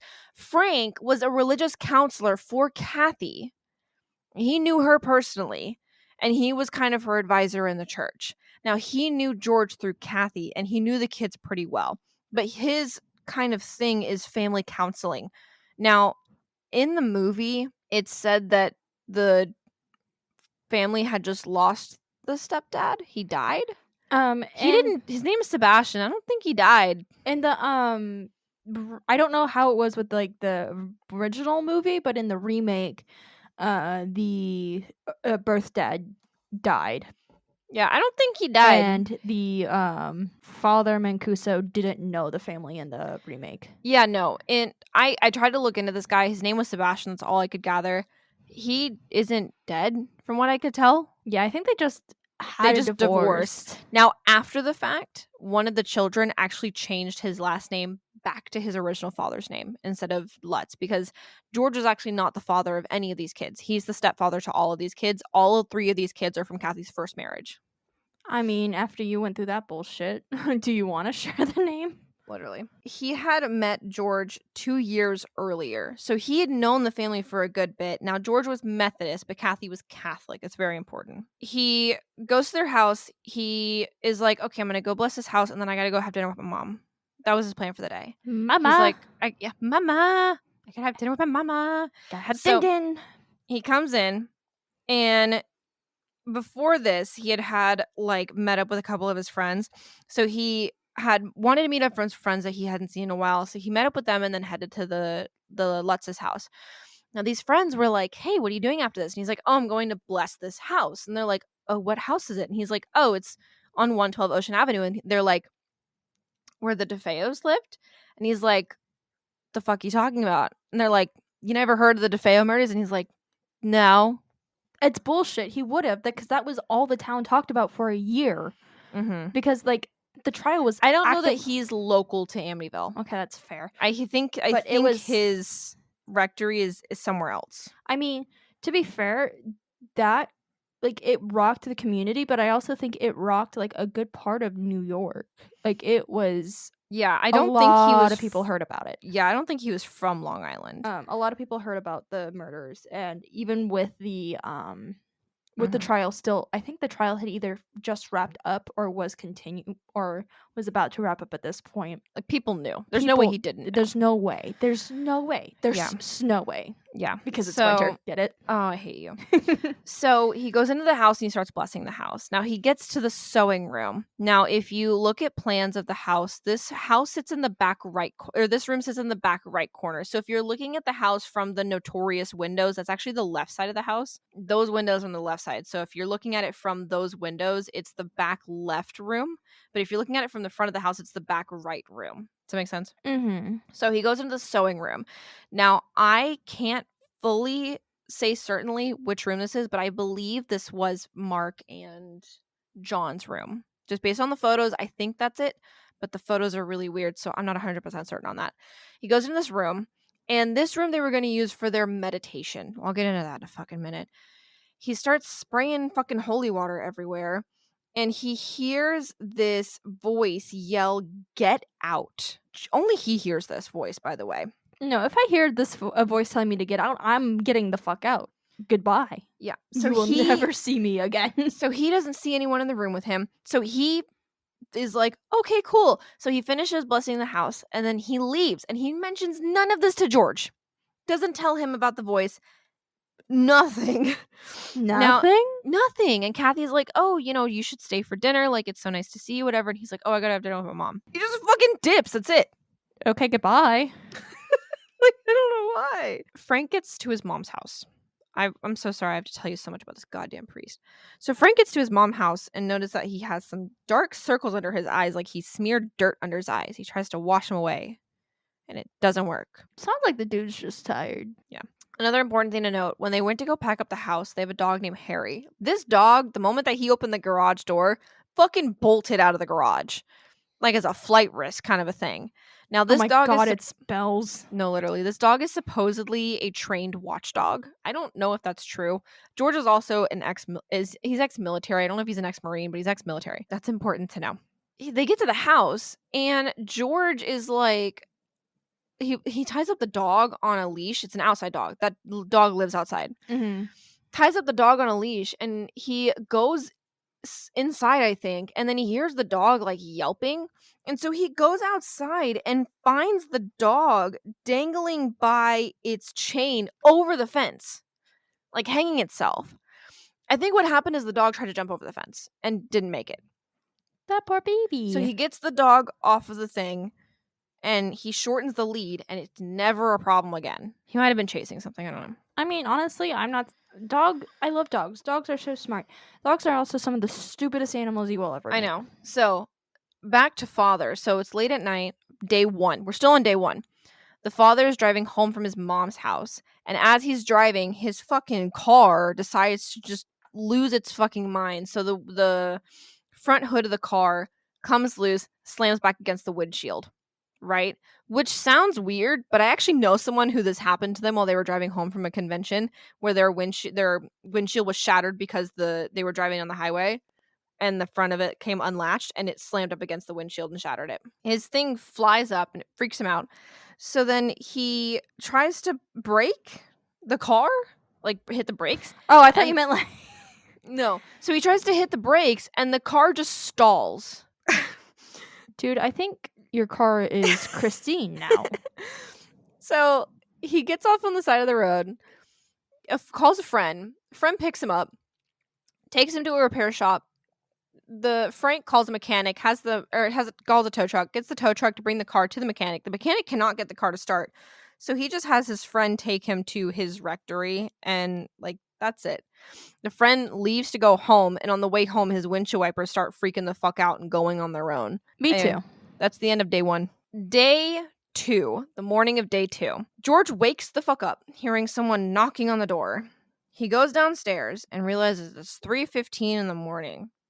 He hears this loud banging sound, and he's running around, and he hears a large cracking sound, like he thought something had crashed through the ceiling. Jesus Christ. So he ducks. And he looks up and he realizes that in the room above him is where Danny and Chris are. So their room is directly above the parents' room. Mm. He gets out of the house and decides that it was just one of the kids dropping one of the toys on the floor of the house, I guess. I don't know. Okay. So he keeps hearing this banging sound. He goes outside to the boathouse and realizes that he sees something. So he's standing at the house. He's looking at the boathouse and he sees something. And the dog is between him and the boathouse. And he sees this shadow darting back and forth in front of the boathouse. And so he's yelling at the dog to fucking get it. And the dog's not doing anything other than just barking at it. So he goes up to the boathouse and it's just the door. It's unlocked and it's just hitting the boathouse. It's just slamming back on the boathouse. Now, he's insistent that he locked it. Are you Obviously, sure? he didn't. Clearly not. So he just locks it and goes to bed. That's the morning of day 1. No, okay, so the 3:15 thing, a lot of people will put that as the time that Butch DeFeo went around to kill his family. We don't know the specific time because it was literally between 3 o'clock and 3:30. It took him it took it takes people a while to climb stairs, man. Yeah. So we don't. It could be like the time that the killing started, but it's not a set thing. Mm-hmm. The next morning, Missy wakes up, confused as fuck, saying that she wants to go home. And Kathy's like, this is your new home. She's 5. She just moved into a new house for the first time. She's probably confused as to where the fuck she is. I mean, to be fair, when I first moved out here with you, it took me a good minute To, like, get used to sleeping here. Yeah. It's the morning of day 2, and George is just picking fights with Kathy. They're just bitching at each other, screaming about how the kids are loud as fuck and annoying because they're playing in their fucking rooms. Hold on. It's only the second day. This is day 2. This is your first full day in the house. Yes. And you're already okay. Maybe you guys just don't know how to deal with stress. Yeah. Let's be 1,000% honest here. At some point, I don't know when, because it doesn't specify, because the dates are all sorts of figgity fucked up, but sometime before the 22nd, sometime before the 22nd, so between the 19th and the 22nd, the kids accidentally crack a window pane in the playroom. It says in one of the half moon windows, so I don't know if those are the notorious windows. I think those might be. That doesn't make sense, though, because it's on the other side of the house. I don't think so. I don't think so, because I think the notorious windows are more like 3/4. Yeah. So I think it's one of those arched windows. Yeah, anyway, probably. They're in the playroom and the kids accidentally crack one of the window panes. So they just beat the shit out of the kids. They whipped all the kids. For accidentally breaking a window. Not even the window pane. Yeah. Now, at this point, so Christmas is around the corner, and Kathy's thinking that she needs to go out and get Christmas gifts. She doesn't have the fucking energy to do it. Now, they have the money to get the kids fucking Christmas gifts. She's already bought a certain amount, and she's like, I just don't have the energy to go out and get more. This is a consistent thing where they just don't fucking feel like doing anything. I think George went to work like twice over this entire month, which comes into play later on. So George is just nursing a fucking fire downstairs because apparently he can't wake the fuck up and get warm in this goddamn house. And then out of nowhere, the fucking toilets upstairs, for some reason, are all stained black. She tries scrubbing it and bleaching it. It's not fucking working. She initially blames the fucking kids for it and screams at them for it. Okay, bitch. Yeah, it's sorry. I'm really aggressive with these parents because I understand the stress of moving. I understand that there's a certain level of stress, especially because you just bought a house that is twice your budget. Mm-hmm. So obviously there's going to be stress, but it's day 2 of living full time in the house. You shouldn't be this aggressive towards your children. No, you should not. So it only gets worse from here. So something tells me that they were aggressive with their children beforehand, and in order to cover it up, they blamed it on the house. Mm-hmm. That's just my personal theory. Yeah. She gets Clorox. She tries to clean out the fucking toilets. You're going to hear that I feel very, like, done with this story because it's not fucking scary. She tries to clean the toilet. It's not fucking working. It's stained. She goes into the bedroom. She gets hit with the smell of sweet perfume and says it's not her smell. And she asks George what the fuck it is. And George is like, fuck you, I'm busy. Go fuck yourself. So they go, Kathy is like, all right, whatever, fuck you. So she goes into the sewing room and she walks in and there's just hundreds of flies fucking everywhere. What day are we on? What day are we on? We're on day 6. No, 5. Okay. Lied. So we've jumped ahead a couple days. Yes. So like nothing happened other than everyone being assholes to each other for 3 days. Okay. And then this is the day of the 22nd. So this is the 5th day. This is a Monday. And there's flies in the sewing room, which, by the way, the sewing room at this point just had a bunch of boxes that hadn't been unpacked yet. I don't know if they let the door open or not, but there's flies in there apparently. Oh, and it's really fucking cold in the house apparently. That's all I have for you. I'm so sorry. Thanks. This guy shows up at the house, has a 6-pack of beer in his hand, introduces himself, and then leaves. Does he take the beer with him? Yeah. Oh, that's fucked up. Like, no, that's my housewarming gift. You leave that here. I'm gonna need it. Yeah, he literally said, I brought it. I'll take it with me. Jesus He never Christ. shows up again. Who was this fucker? He was just some guy? Apparently. It's just some dude. I Oh my want it to be God. known that this book is written based on the audio diaries that the family made after they moved to California to try and process what happened. I just need that to be known. Okay. Nothing was being processed. Nothing was happening. We're only on day 5. Fucking hell. How many days? They were in there for 28 days. 28 days. God, we have 23 more. Okay, so Fuck. the night into the 6th day, and now I can finally put the fucking book away. Oh, yeah, because you didn't write down like the I didn't write down any of this shit. Okay, so the night into the 6th day, George wakes up to the front door being ripped off of its hinges with the doorknob completely twisted off. What The the metal fuck? was bent in a way that made it look like someone was trying to pry the door open from the inside. Let me out. Let me out. So they wake up to this. Right? That's terrifying, honestly. that would scare me. Kathy tries to argue that it was the fucking wind. Absolutely not. No. I don't believe the Litzes at all. However, if this should happen to me, no, it wasn't the fucking wind. I'm terrified. Okay. That legitimately is kind of scary. You have to admit that. Here's the thing. I don't think it happened. I don't think it happened either, but like if that secret research weapon number 1, according to weatherspark.com, who has a in-depth record of the weather reports of Long Island at the time, according to 2 different airports that were 20 miles east and 20 miles west of the Lutz family, the wind at that night was 25 miles per hour, which is not that fucking fast. Holy I bring this up a lot. Oh my god, you referenced the Weather Channel. Mm-hmm. So they call in a locksmith. Are you okay? So they call in a locksmith to fix the door that's been broken off of its hinges. And he arrives around noon, and he mentions that the previous family had been called out to help. The previous family had called him out to help with the boathouse because the door gets jammed sometimes in a certain way where whoever's inside of the house inside of the boathouse gets stuck inside the boathouse. Okay, so at that point, just replace the fucking doors. I know. There's nothing spooky about that. That's just so he fixes the door. He has no idea how it happens, and he leaves. Goodbye. That's it. This is the first night that Kathy notes that the kids were sleeping on their bellies. So she checks on the kids; they're sleeping on their bellies. Anyway, sorry, you missed the blank stare that Mythos just gave me. It was just like there's nothing there. I think I'll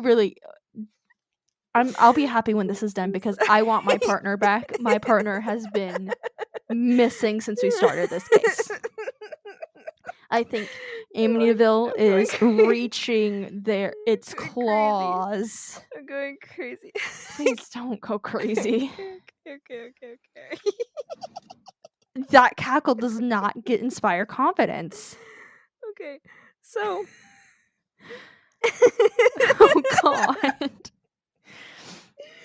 So he fixes the door and then he leaves, right? Yeah. Okay, so he exits stage right, pursued by a bear. Around 2 p.m, George decides he just doesn't want to go to work.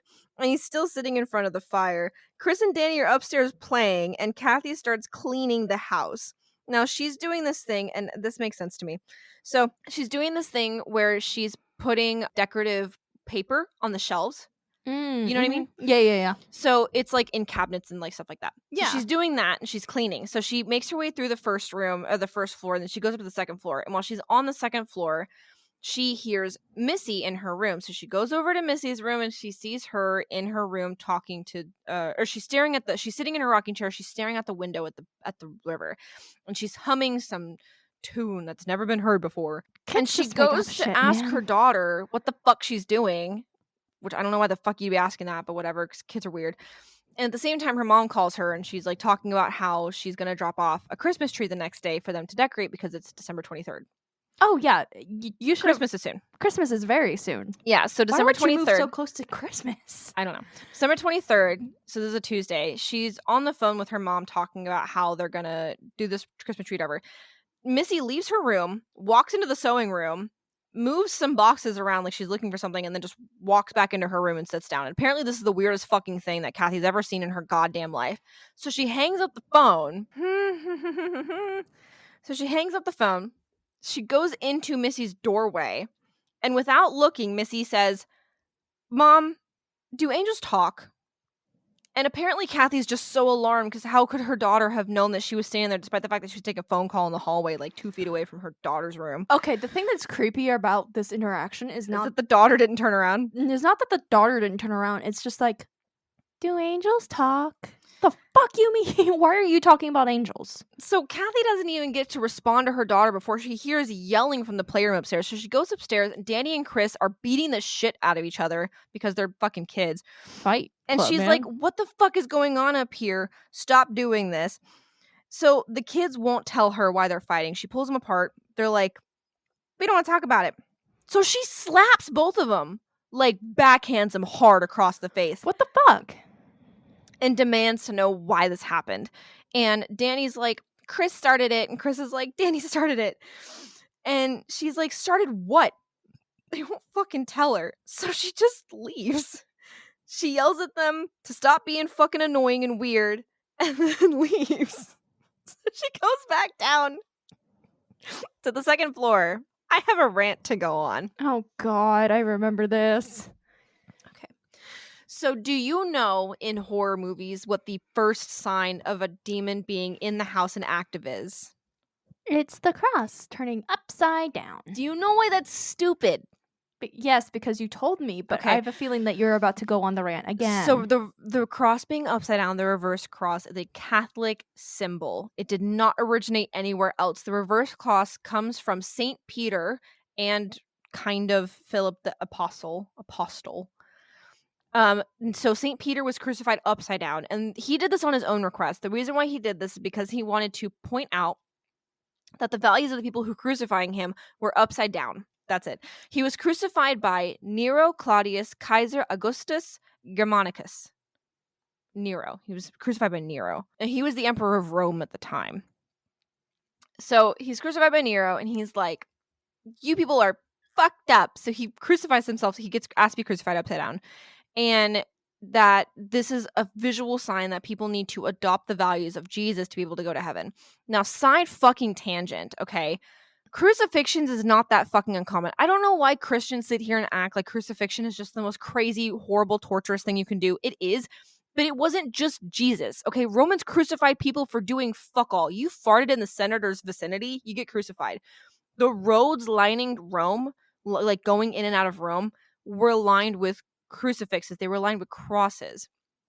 That was just a punishment at the time. The point is that you would be hung up like that because slowly your shoulders would start to collapse and you would actually die of asphyxiation, or you die of exposure. And if you were to take someone down off of a cross, the punishment is that you'd be crucified in their place.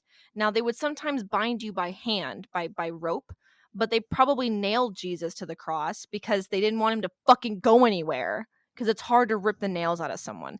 So they didn't want him to be able to be taken down. So they put him in there, and him bearing the cross and walking up the hill with it probably wasn't that fucking far off of the Romans too. If they can make the person do it, they're going to make the person do it.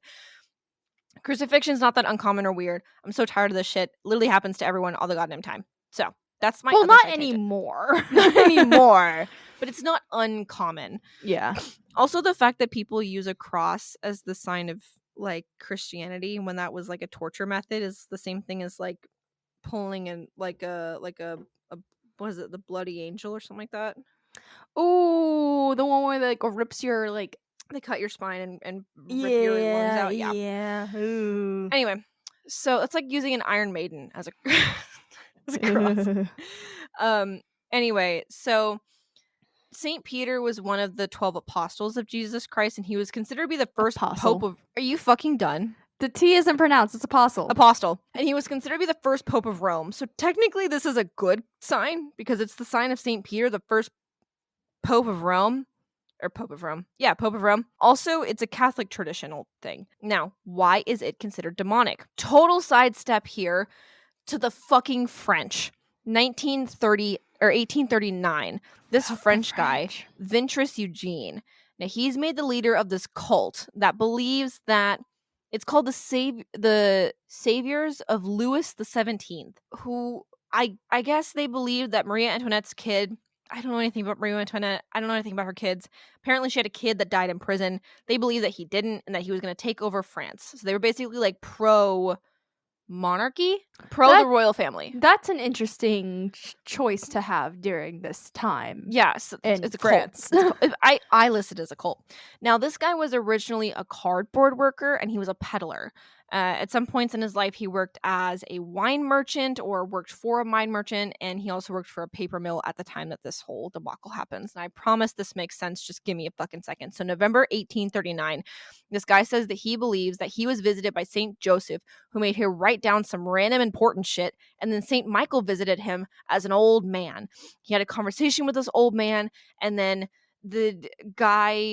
he gave the guy 10 amount of currency, and the dude left, and then mass happened, and so he went to go grab his Bible with all of his little mass songs in it, and when he went to go grab it, there was a note on his desk that was supposed to be given to some important person, and also the 10 random amount of currency that he had given the old man, and he believed that this was like a sign of something, whatever.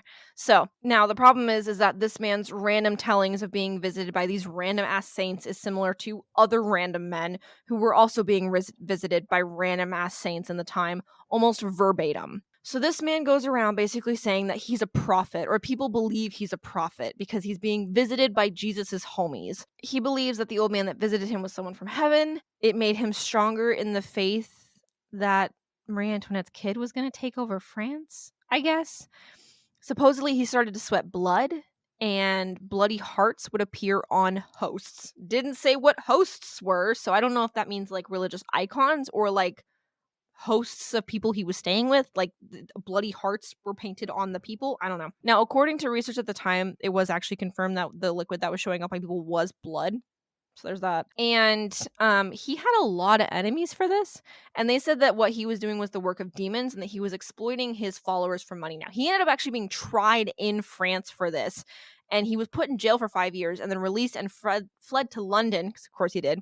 And then he ended up returning to France, where he then claimed that he was the reincarnation of the prophet Elijah. I don't know who this guy is. That's bold. Now, why does this guy matter? He started wearing a reversed cross on his robes. That's it. So we have him to blame. He used the reverse cross to sign himself. If you look at photos of him, you can actually see it's a long black strip down the front of his robes, and down between the shin and the ankle, he has the stripe going horizontally. So it's a reversed cross literally on the front of the robe that he's wearing. Because people said that he was demonic, the reverse cross got associated with demonic cult. That's it. The only next step we have is the band Black Sabbath. That's it. I am not surprised. Now, why did I go on this stupid ass rant about why the reverse cross means absolutely nothing to do with demons? Because Kathy goes downstairs and she's going back to putting the paper on the shelves, and she opens up her fucking closet.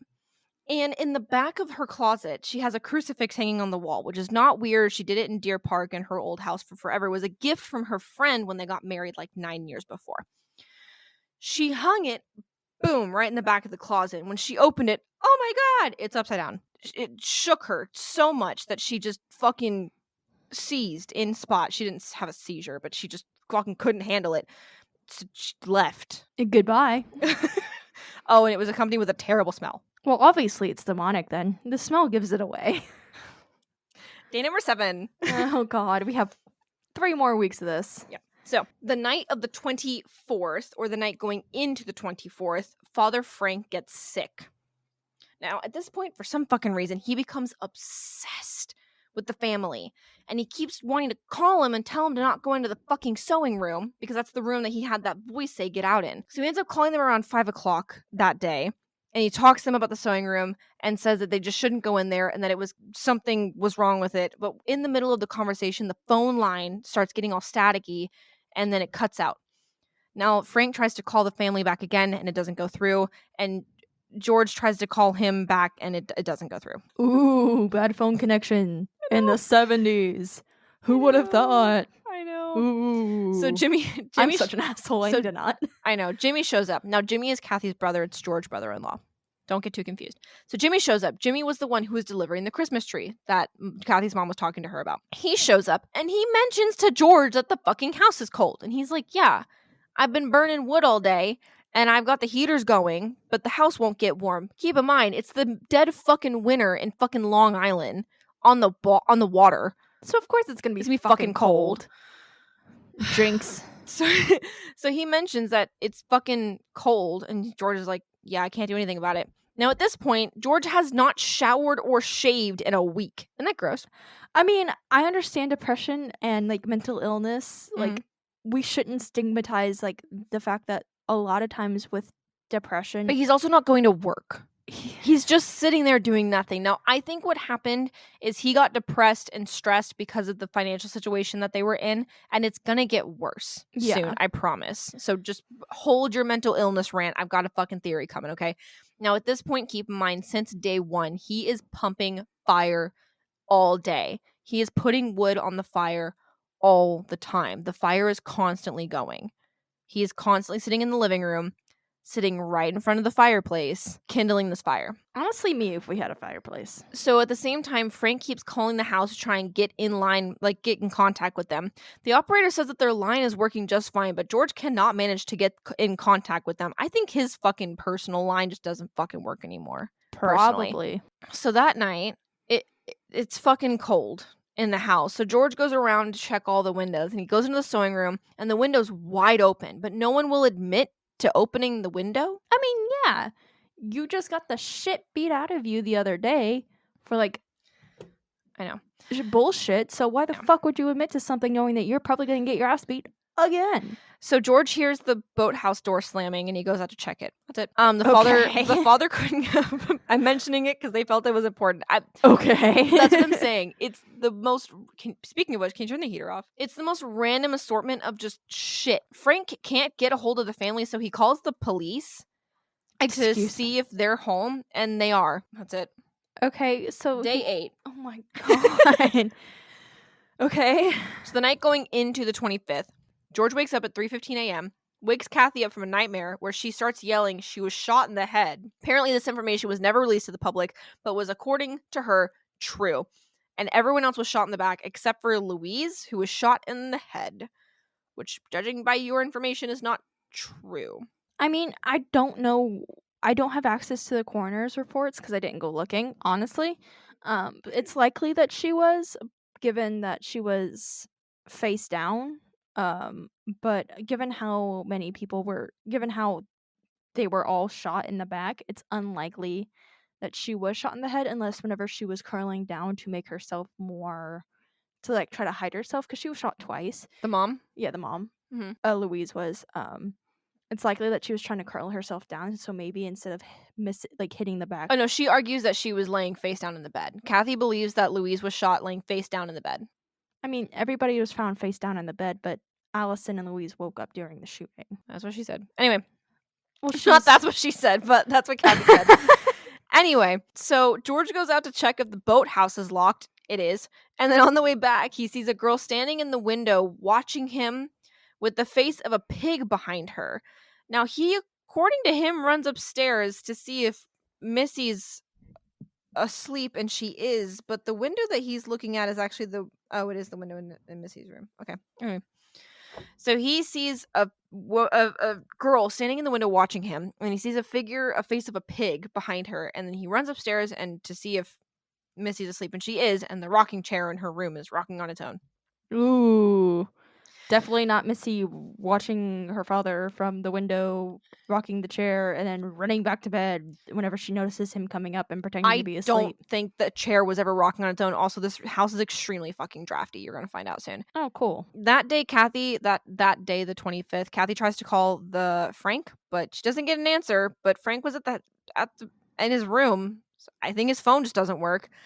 She goes to get groceries, and apparently the sound of her coming back from getting groceries, the sound of the car on the pavement, drives George fucking insane, and he gets mad at her. So he goes to put more wood on the fire. He gets the wood out of the car and then goes and puts it on the fire and doesn't help her with any of the other groceries, so she leaves the rest of the wood in the car as a fuck you to him. I would too. At this point, the kids are not allowed in the sewing room, and now they want to know why. They think that the Christmas gifts are being hidden in there. I mean, Or extra Christmas gifts are being hidden in there. Because the Christmas gifts that they got this year were significantly smaller amounts than the years before, so they think that extra Christmas gifts that hadn't been wrapped yet are being hidden in the sewing room. Now, Missy mentions that Oh. Jody lives there. Jody lives in the sewing room, and Jody's a pig. And he lives there, and no one believes her, apparently. That night, Kathy goes into Missy's room to get her ready for bed, and Missy asks Jody, or she hears Missy ask Jody if the snow is pretty. Kathy asks if she's talking to an angel, and she says, no, it's just Jody. He's a pig, and no one else can see him except for her. And then she goes to the boys' and then she goes to the boys' rooms and asks why they're in bed so fucking early. And they said it's cold in the playroom and we don't want to be up there. So she said it was warm everywhere else, but she goes up to the fucking playroom and the radiator's on, but it's cold in the room. It's also the attic, and it's also Christmas, and it's cold, and also it's a room that has it has 3 walls exposed to the outside, which, as someone who lived in a room that had 3 walls exposed to the outside, the heater isn't gonna fucking touch the cold up there sometimes. I think it was just super cold in that room that day. Yeah. Also, it gets super cold in the priest's room. I think his radiator broke. R.I.P.P. He's also currently got the flu. Oof, that is rough, my guy. December 26th, Friday, George gets diarrhea. I wish that was all I had for that day because it'd be great. The playroom is still cold, but it's not as cold as it was the day before. Kathy bitches at her kids to get out of the way, so they just go play in her room. The boys want to go play outside instead, and she gets mad at them for that. For some reason, she yells at him for it. She's still trying to clean the black shit out of the toilet. She can't. Still? Yeah, Jesus Christ. It's stained. She's in the kitchen and she feels something touches her hand. Ooh. And then she feels arms wrap around her waist, and she smells perfume, but it's like a very light perfume. And then it suddenly gets really, really intense smelling. She tries to get away, but it doesn't work. She's trying to push against whatever's holding her, and it doesn't work. And then she hears something in her head tell her to not listen to the whispering that she's hearing from whatever this is. She eventually turns. The voices! No, literally. She eventually turns and strikes with her arm whatever is there, and it vanishes, and she starts crying. Missy appears in the doorway and scares the bejesus out of her, and then tells her that Jody said she shouldn't cry and that everything's going to be okay. Also, Frank is no longer sick with the flu. Okay. I'm telling you this in order of how it's mentioned in the book. The boys start fighting in their room for some reason, and George goes upstairs and starts screaming at them for fighting. And then when he comes out, Kathy's waiting at the bottom of the stairs and sees him being angry, and so he then decides to go take a shower. So they're leaving for a wedding that day. It's Jimmy's wedding. He comes downstairs after his shower, tells the kids to be ready by 5, and then leaves. I don't know where the fuck he goes. So Jimmy comes by. He comes to pick them up for the wedding. And in his pocket, he has an envelope for $1,500.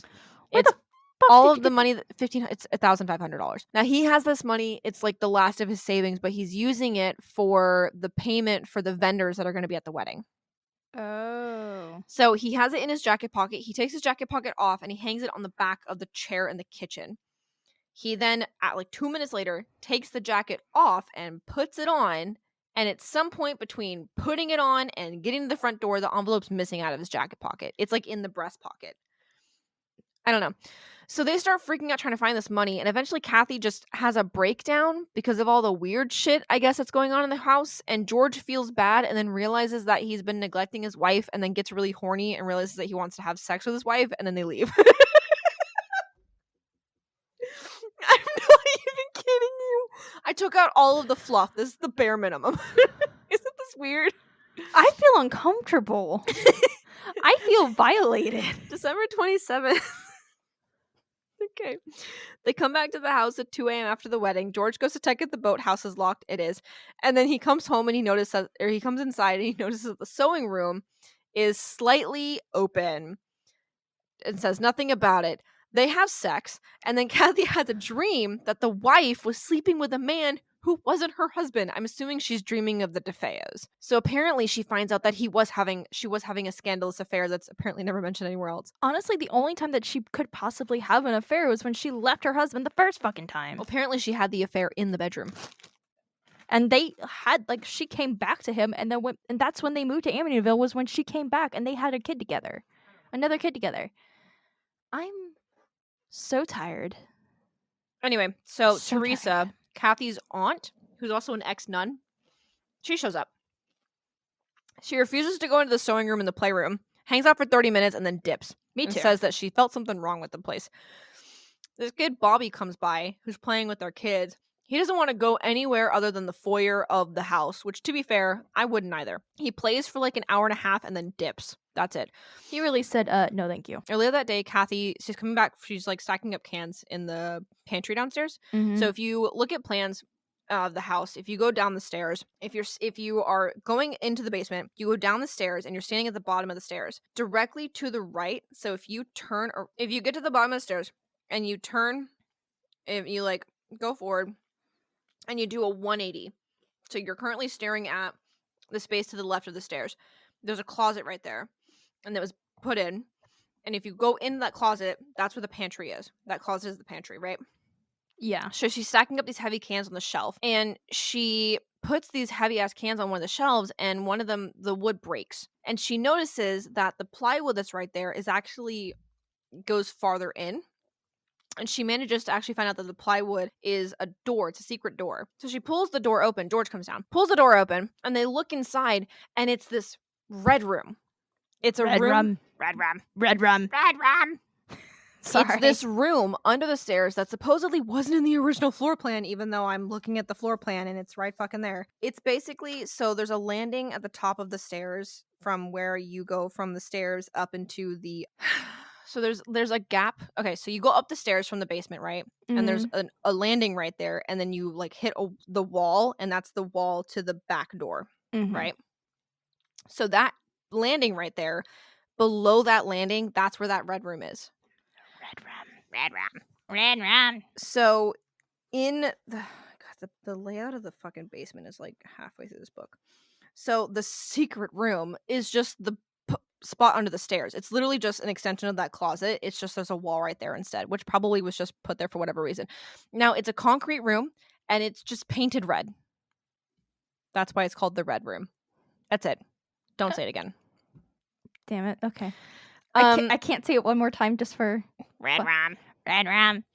Thank you. So he says that it smells like blood, I guess, or it could just smell like wet copper pipes because blood smells like copper. He says that he sees a face in the closet and later finds out that it's Ronald. He doesn't specify which one, so I'm assuming he means Butch. December 28th, day 11. We're almost there, I promise. No, we're not. The officer that went to go check in on the family, when Frank calls, he goes to talk to Frank at the rectory.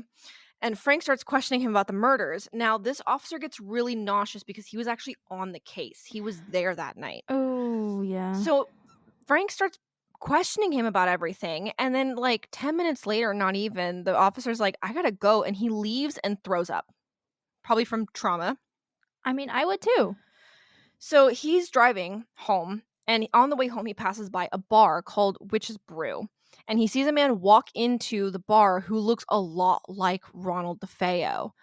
But it's actually George, just going to get a beer, I guess, for some reason. He wants a brewski. The bartender also mentions that George looks like Ronald DeFeo and then says nothing else about it. He gets a beer and goes home. I don't think they do.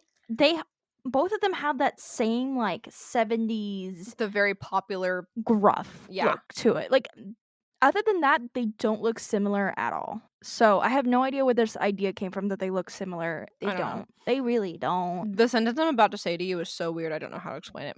So one of the first Christmas gifts that Kathy got George was a 4-foot tall statue of a fucking lion. I don't know why. Was he a Leo? Was he? When was his birthday? I don't know. When was his birthday? April 29th. No. He was not a Leo. Oh, he was a Taurus. Ooh. It's in the living room on like a table. I don't know why. It's on a coffee table next to his chair, which makes no sense because it's a 4-foot tall lion. Anyway, she thinks it moves. She's like standing in the kitchen. She thinks it moves and she like freaks out. That shit should be on the floor. George gets a call and it was all static. And then he tried to call the priest and it didn't go through. Father Frank is sick again. He didn't eat anything all day. Later that night, George trips over the lion statue, I guess. How did he trip on it? I thought it was on a table. That's what I said. I think that's the point. It moved. Oh, God. December 29th. George's ankle is still fucked up, but Kathy insists that there's teeth prints on his ankle. Oh, so the lion bit him. Mm-hmm. Nang, nang, nang. Mm-hmm. Kathy hears the sound of the window in the sewing room opening and closing and doesn't go to investigate at all. Why not? Why I would don't you know. not do that? George goes to the library and does research on the DeFeos and discovers that the face that he saw in the basement was Ronald, and they do in fact look very similar. On the Also, way probably Butch. probably. Because Butch and his father did not look that much alike. Yeah. So on the way to the library, he goes to get his car and he notices it's a van. It's a Ford van. He notices that his shock absorber has fallen off of one of his tires, or one of his I don't know which one, but it fell off one of them. Not the tire, but the thing that holds the tire to the axle. Okay. It fell off. It sure did. So he's like, that's fine. I'll just deal with it later. And then he leaves the library, and on the way home, his front left tire, apparently the bolts are so loose that his tire was like wiggling and about to fall off. That's not safe. And he doesn't have his tire iron on his car. Now, I fact checked this. I called a seasoned mechanic of over 20 years, my dad. And I called him because he has been building trucks for as long as I've been alive, which is at least 30 years. And I asked him, I was like, hey, is this possible? And can you drive on it? And yes, it is possible to have your shock absorbers fall off.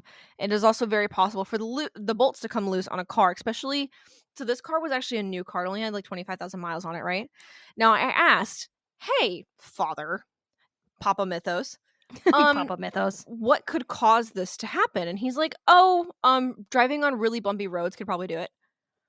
I was like, oh, like a rocky long driveway of a house on a river?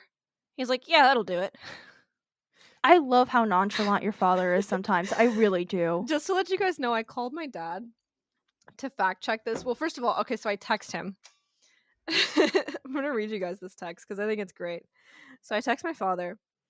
This is the last text conversation I had with him at this point. I said, can a shock absorber fall off a truck and can you still drive with it being fallen off? And then the next text I said, my car is fine. I'm doing research into a murder and it came up, so I'm fact checking.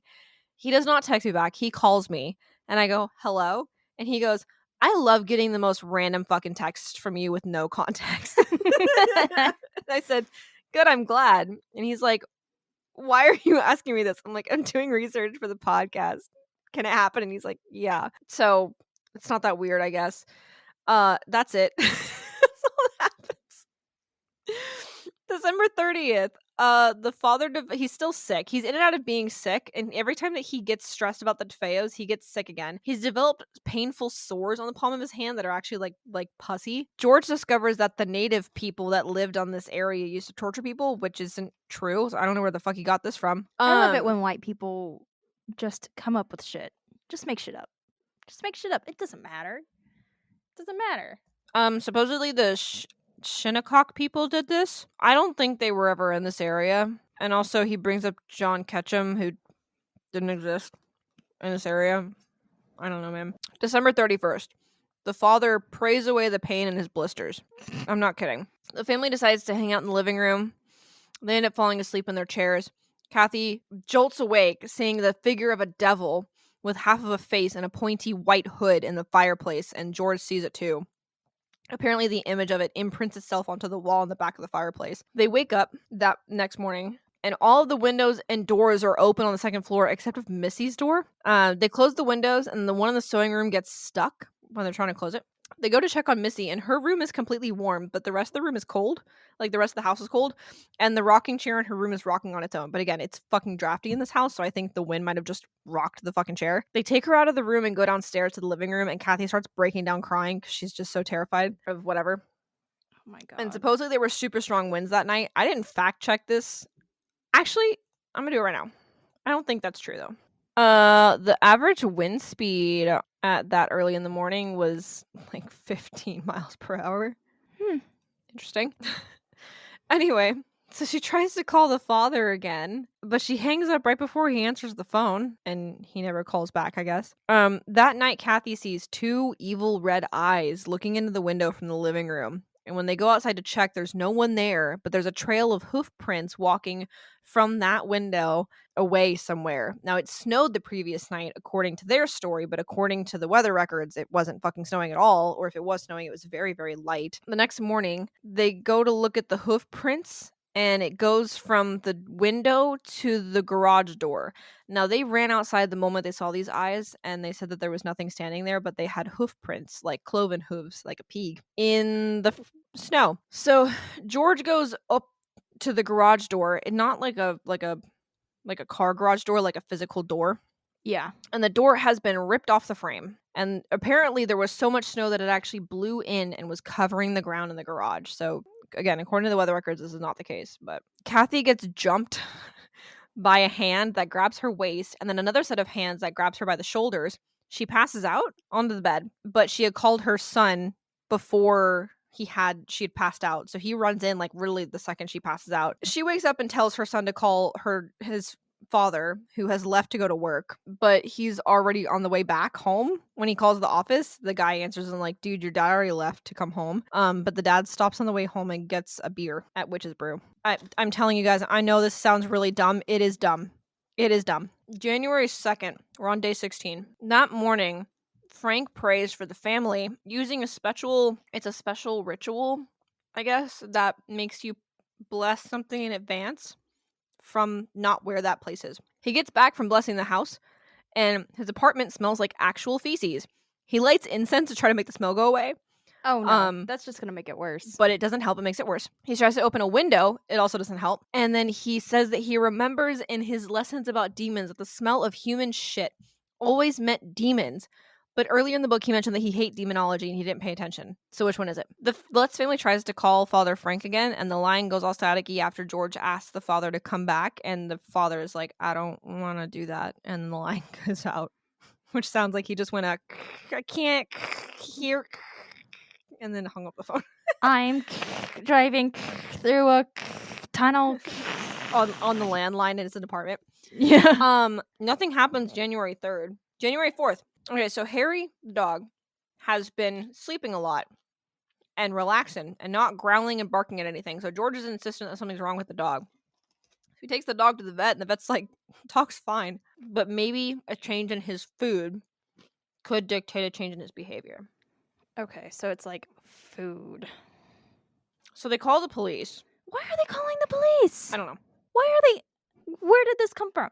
Where did this go? Where did this come from? Cotton Eye Joe. The piggy, I guess. That's They were just scared. rude. They were scared of the pig.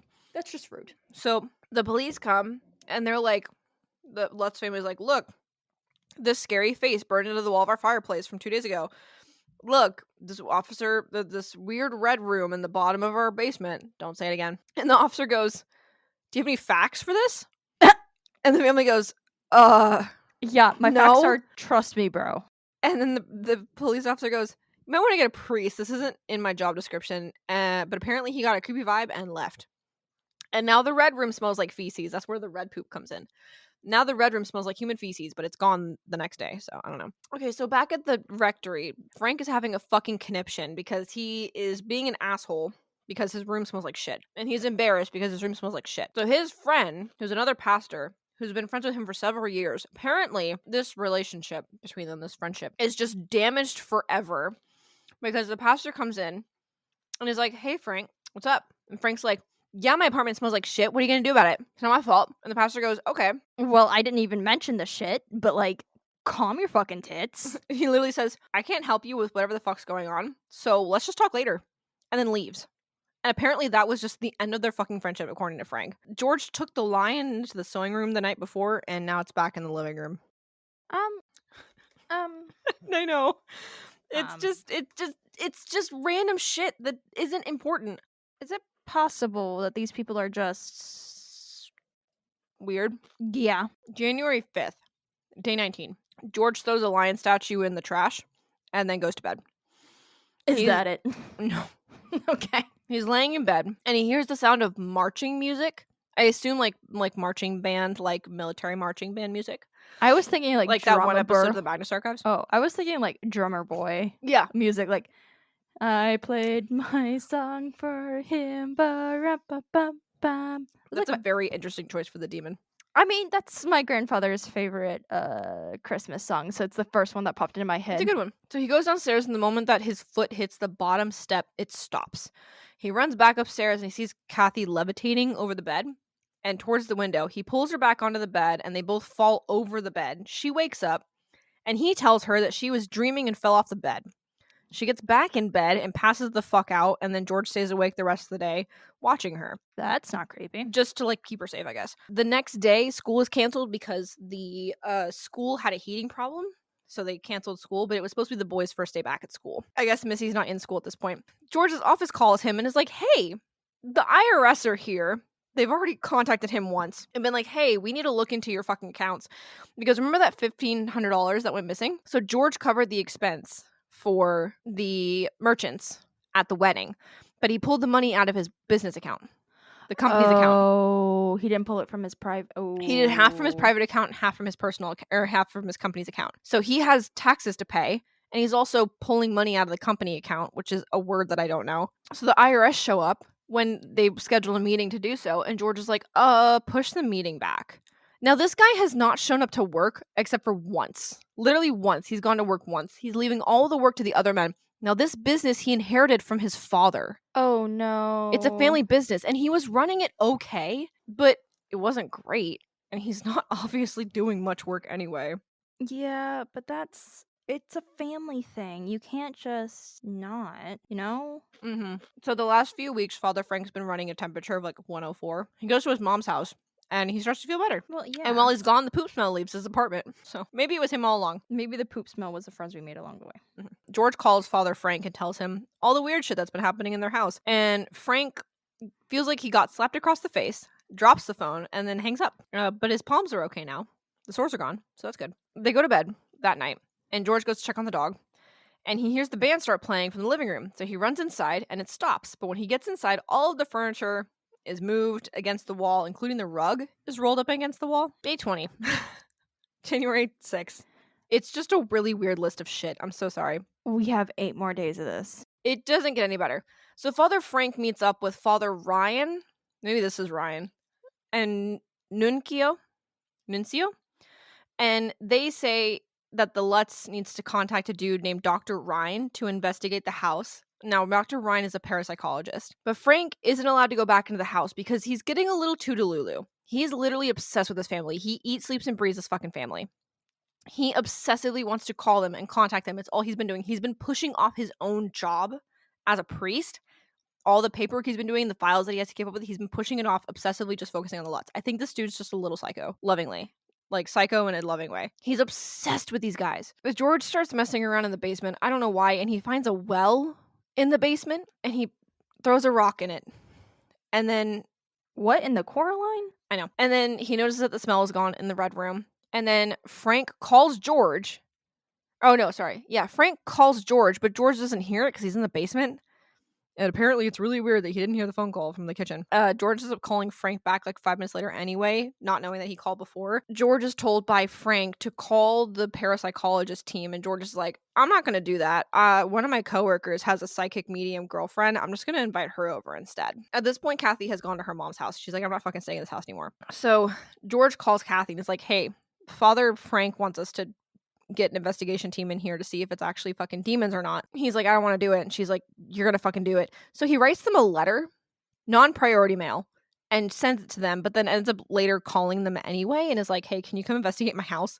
But he also still has Frank, or Eric, his coworker, come bring his medium girlfriend to the house anyway. So he calls the girl to ask her to come over, and she's like, yeah, of course I can come over. By the way, is there a well in your house? And he's like, oh, I don't know of any well. And she's like, well, you should go look and see if you have a well because it can crawl out whenever it wants, if there is even a small crack in the cap of the well. And George is like, that's weird. And why is Pennywise here? I don't know. So Frank gets a call from the guy. Remember the guy who helped him with his car? Yes. He gets a call from this guy and is like, hey, I just got a weird phone call. And Frank's like, what did the call say? And he was like, oh, it said that you should never go back or you're going to die. That was the end of the phone call. Day 21. Okay. January 7th. We're in the end game now, boys. Last week, let's go. So Kathy stays at her mom's house, and she comes back the next day to get the kids to school. I don't know if the kids stayed at the Amityville house or if they went with her, but she went to her mom's house and then came back, got them to school. And now she wants to stay at the house until they get all the ghosts out. And the kids are saying they want to stay home. And George doesn't want Kathy to go to her mom's anymore because the weather is ass, because it's like snowing and shit. So no one wants to leave the house now. Everyone's fine with it. So they bring the dog inside because it's like snowing like hell outside. And the dog doesn't want to go into Missy's room, but it had no problems going into the playroom and hanging out there, which is Butch's room. It hung out with the boys upstairs, but apparently it didn't want to go into Missy's room for some fucking reason. That night, Kathy starts levitating, and for some reason, George grabs her by the hair to pull her back into the bed. And then she wakes up and looks in the mirror, or she wakes up and he looks at her and she's like an old hag. Like she's got like red hair and or she got white hair and like wrinkles, and she has these 3 deep claw marks going from the top just above her cheekbones all the way down to her chin. She goes to the mirror and the old hag look is gone, but the marks on her cheeks are still there, but they disappear at sunrise. Weird. She's a were-hag. So George Salted. calls the father, Frank, and Frank is like, get the fuck out of the house. And George is like, No. no, I'm good. Literally. I called in a medium and she's gonna come. Then, after the phone call, Frank gets sick again. Because it's stress-induced flu. Okay, this is the dumbest shit. I literally wrote my notes. I'm beyond confused. So that day, this is day 21, Eric's girlfriend, Francine, comes over with Eric. Now, they're all sitting in the living room, and she's sitting on the couch, and then she jumps up. And she goes, George, put your hands right here. Do you feel that cold spot? And so he puts his hand where the couch where she was sitting, and it's cold. And he's like, oh my God, yeah, I do. And then she says she was sitting here, and then like points over here, and she's like, look, it's moved over here. And he puts his hand there, and he's like, oh yeah, it's warm here. So somehow the ghost went from being super cold to super warm. Anyway, they end up going into the kitchen, and she goes, oh my God, do you smell that? And he goes, yeah, it smells like sweat. And then she goes over to the breakfast nook and says that it smells like perfume, and says that an old couple lived there, but they're dead now, but they didn't die on the property, which is specific. I wrote in my notes, just read the damn page at this point, page 158, bottom paragraph. Oh dear God. I love it whenever you read notes leave notes for yourself like that. That usually means it's gonna be good. Usually. Francine stopped in front of the closet. This is in the basement. There are people buried right here. Something is over them. There is an unusual odor. This should not be stuffy at all like this. She was pointing directly at the plywood paneling that hid the secret room. Notice the chill? Her hands were moving now, touching the wood. Somebody was murdered, or he could have even buried under here. But this seems like a new part has been added on and over the graves. She talks like this. It's really weird. She also insists that this was an Indian burial ground. It wasn't. I'm quoting the book when I say that. It's indigenous, but that's what she says. It wasn't, by the way. There's also a story that this house was being haunted by an indigenous chief on a horse. That's also not true. So she goes upstairs in the sewing. She's like, I don't want to be here. So she goes upstairs in the sewing room, and then she goes into a trance. And then I just said, read this because it's stupid. Okay, reading this because it's stupid. Oh, in a different voice, this is what she says. I would like to make one suggestion to you. Most people find out who their spirits are and they find they like them. They don't want them to get lost or go away, but in this case, I feel this house should be cleared, or exorcised. Apparently, the voice that's coming from Francine is Father Frank. I don't know how that happened. She said, somebody's little girl and boys. I see bloodstains. Somebody hurt themselves badly here. Somebody tried to kill themselves or something. This is in the sewing room, which would have been the little boys' rooms, if my theory is correct. And then she starts freaking out and saying that she was born with the Venetian veil and she needs to go. Now, a Venetian veil, for anyone who doesn't know, because I didn't know, is when the amniotic sac that a baby's born with, the skin of it kind of breaks away because there's a little thin layer of skin in there. It sticks to the baby's face on the way out, and it can be easily removed. But it literally is just a sign of good luck. Now, apparently, to her, it means that she's clairvoyant, but it's just a sign of good luck for people. That's it. You can that's it. I don't know what the fuck she's on. So she says, oh, I was born with a Venetian veil, I'll come back when the vibes are better, and then leaves. Honestly, good for her. That night, George notices when he's on his way up to bed in the second floor, he notices that the second floor landing banister has been ripped off for some reason. So at this point, the front door has been destroyed. The garage door has been destroyed. And now the banister's been destroyed. I want you to keep that in mind. Day 22, January 8th. Jimmy and Carrie. So the brother-in-law and his wife, they come back from their vacation in Bermuda, and they go to the Lutz's house to spend the night. Now, they go to bed, and then Carrie wakes up screaming. They're in Missy's room. Missy's sleeping in the dressing room. I have opinions about the dressing room. We'll talk about it later. Carrie wakes up screaming that a boy at the foot of the bed was sitting there asking where Jody and Missy were. This guy apparently can't walk across the hall because the sewing room, or because Missy's room is across the hall from the fucking dressing room. It's literally right there. Missy is asleep in her room. And she's asleep in the dressing room. She's sleeping on a couch in there. Here's the problem. So they say that this happened exactly at 3:15 is when she woke up screaming, right? Yeah. I need you to look me in the eyes. Stop what you're doing. Look me in the eyes. They wake up at 3:15. This is what they're doing, right? Yes. They say it takes 15 minutes to get Carrie calmed down enough to go back to sleep. And then Kathy goes and grabs the crucifix out of their closet, and they walk around the house. They do their own personal cleansing of like reading prayers and whatnot in the playroom. They avoid any rooms that have people in them. So the sewing room, they go into the sewing room. They go into their bedroom, and they do the downstairs. Now, they say that they do this until the sun rises, okay? Now, here's the problem. Secret weapon again. Oh, yay. January 9th, sun rises at 7:16 a.m., which means they were doing this bare minimum for 3 fucking hours. I'll give them 2 hours to say it took them 30 minutes to do that, and that it kind of was getting light, but it was light enough that they could see the room pretty clearly downstairs. So it took them 2 to 3 hours to bless the house, really. And just the rooms that didn't have people in it, which is ridiculous, because if you're going to bless the fucking house, bless the whole house, not They just didn't part want to of the bother house. anyone, apparently. Well, bother them if you think your fucking house is haunted. Damn. I know. So they go into this is the funniest thing I've ever heard in my life. So they go into the living room, and they go to bless the living room when they hear a bunch of voices start screaming at them, and then they all together yell, "Will you stop?" Which is such a me thing to say.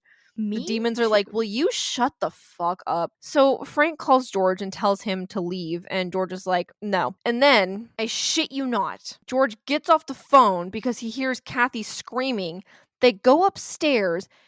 Look me in the eyes. The walls are oozing green slime. Oh my god, it's the fucking ghost from Ghostbusters. No, it's the hash singing slasher from SpongeBob. Both can be true. Both things can be true. It's not leaking from the ceiling. It's a double George feature. tastes it. Why would you do that? He says it's the consistency of Jell-O, but it doesn't taste like anything. Now, Jell-O. Kathy is insistent that the kids did it. And she tries to Why? hit them, and they end up dodging it. And then George is like, "Okay, Kathy, you need to chill the fuck out." So he gets the kids to go downstairs. They have lunch, and then he goes back upstairs and cleans the fucking gel off the walls, I guess. I think at this point, Carrie thinks that they stole the money. Carrie thinks that Kathy and George stole the money. So Kathy and George are downstairs in the living room, and Kathy mentions that she thinks that they should move out. And George snaps, and he starts screaming at them. They're not moving. He runs around the house, opens up every single window, and starts screaming that the demons need to get out of the house. Now, here's the problem. The police officer is on patrol, and he passes by the house when this happens. So he just sees George just losing his fucking mind, screaming out the window that people need to leave his fucking house. Get out of my house, you wispy motherfuckers. So that night, the kids go to bed, and George decides to sit in his chair, and he starts reading Genesis. He starts at the very beginning. Now, he stops at 3:14, whatever the fuck that means to you. So we're going to go to 3:14, because it's 4 pages into the mini Bible I have. So this dude got 2 pages in and decided to have a fucking revelation. Except this isn't Revelations, it's Genesis. That was funny. This is the line he stops at that Damn it. apparently just rocks his whole fucking world. And the Lord God said, wait, no, that's the wrong one. And the Lord God said unto the serpent, because thou hast done this, thou art cursed above all cattle and above every beast of the field. Upon thy belly shalt thou go, and dust shalt thou eat all the days of thy life. And apparently this was just fucking mind-blowing to him. So he reads the Bible, right? And the fireplace, he's in the living room. The fireplace relights itself. He was convinced that it was done, but it's not. It relights itself. And then he feels something cold touch his back. And then he turns around and he sees a cold mist. I don't know how you know it's cold. Coming down the stairs. So he runs up the stairs. So he's standing in the living room. He runs towards the mist, past it, up the stairs. downstairs and then goes to his room. He then runs to Missy's room for some reason. He sees that Kathy's still in bed. He runs to Missy's room and all the windows are open and it's like freezing in her room. So he takes Missy, puts her in the bed, goes to the boys' room. The windows are all open, takes the boys downstairs, both of them in both arms, puts them in the bed, and then they sleep. And the next morning the kids are up, they're fine, they're dandy, whatever, like they aren't unfazed at all.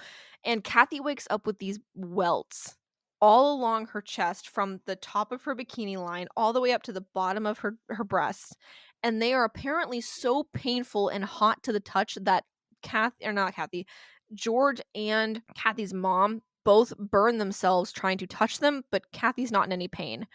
And then they start going away, I guess. I don't know. So George is like, okay, we need to let her rest. So she takes the kids out to go to the library. And while Kathy's home alone, she feels something staring at her from the mirror wall behind the bed. And she's like, sees it. She's like panicked. So she just like freezes, right? So she just lays there and then eventually passes out. George checks out a book on witches and demons, writes down all the names of the demons, tries to pronounce them out loud, calls Father Frank and starts reading the names out loud. And then the phone goes dead. I think Frank hung up the phone. Kathy comes down after her nap and she's feeling sexual. Apparently, she's feeling sensual and sexually satisfied after having a wet dream about having sex with someone that wasn't George. I don't know. What are you? I don't know. So Kathy tells Danny to go close the window in one of the rooms. I don't know. And as he's going to close it, one of the windows slams down on his hand. And apparently his fingers are like completely flattened by this. So George starts running around and screaming at the windows again.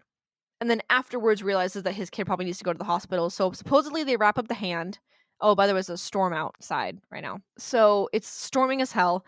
He wraps up the kid's hand, goes to the hospital, and the hospital is like, his fingers aren't broken. So they wrap him up, they give him aspirin, they send him home. That night, the storm is just a howling. But only in Amityville, not 20 miles away, east or west. There's no storm. It's a light drizzle, according to the weather records, historical weather records.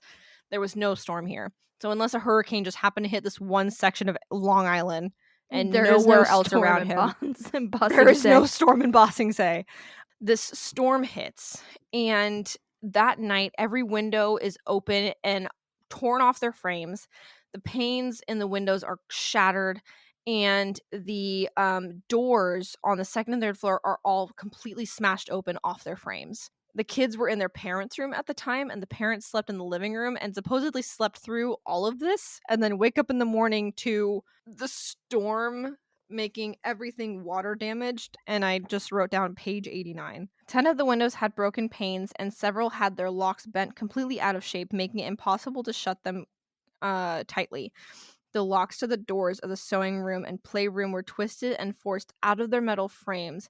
These couldn't be closed at all. In the kitchen, some of the cabinets were soaked and warped.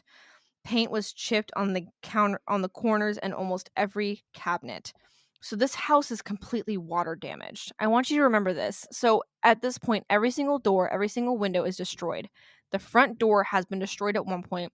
The boathouse door is fucked up, and the garage door into the garage is been ripped off of its hinges, and they don't have the money to fix any of this somehow. Which is ridiculous because they fully should, but okay. So, according to the weather, it was snowing to the west of Amityville, and there was a light drizzle to the east of Amityville. There was no storm. So George takes the dog around the house. Now, in the basement, he starts whimpering around the red room, and then he doesn't want to go up to the second floor at all, but eventually does get up there, and he won't go into Missy's room or the sewing room, but then has no problem sleeping in the living room or in the hallway. So the family falls asleep in the parents' room, and George falls asleep in the chair in the room. The family ends up waking him up because in the middle of his sleep, he starts screaming, "I'm coming apart." Now, they wake him up and George gets pissed off because apparently that's not what he said. He was saying, "I'm coming unglued." Missy then says that Jody wants to talk to George, so George follows Missy into her room and says that Jody is the biggest pig you ever saw. And then she points to the window and there's two eyes staring back at them. So Kathy grabs a chair from Missy's room and throws it through the window and shatters the window. They hear the screaming of an animal, and then that's it. There was nothing there. Day 26, January God 12th. damn it. I know. So the father is trying to appeal to the Catholic Church to get someone out to the Lutz's house to see what the fuck is going on. The bishop sits Father Frank down and is like, dude, you need a fucking psychiatrist. And that they've already assigned someone else to the Lutz's case. They're like, you need to fucking stop. And Frank's like, okay, fine. George gets a call from his workplace, his workers basically, saying, hey, the IRS is going to be here at noon. And George goes, yeah, I don't want to do that. Can you do it? And the account manager goes, no, I'm not doing it. Fuck you. So the guy that George was in contact with, so he wrote that note to the parapsychologist. Mm-hmm. So that guy, they send out someone named Kekaris. He ends up calling the family and is like, hey, I was going to come down today, but I can't. I got sick with the flu while I was in Buffalo. So I'm not going to be able to make it down today, but I can make it down in 2 days. And that's fine, whatever.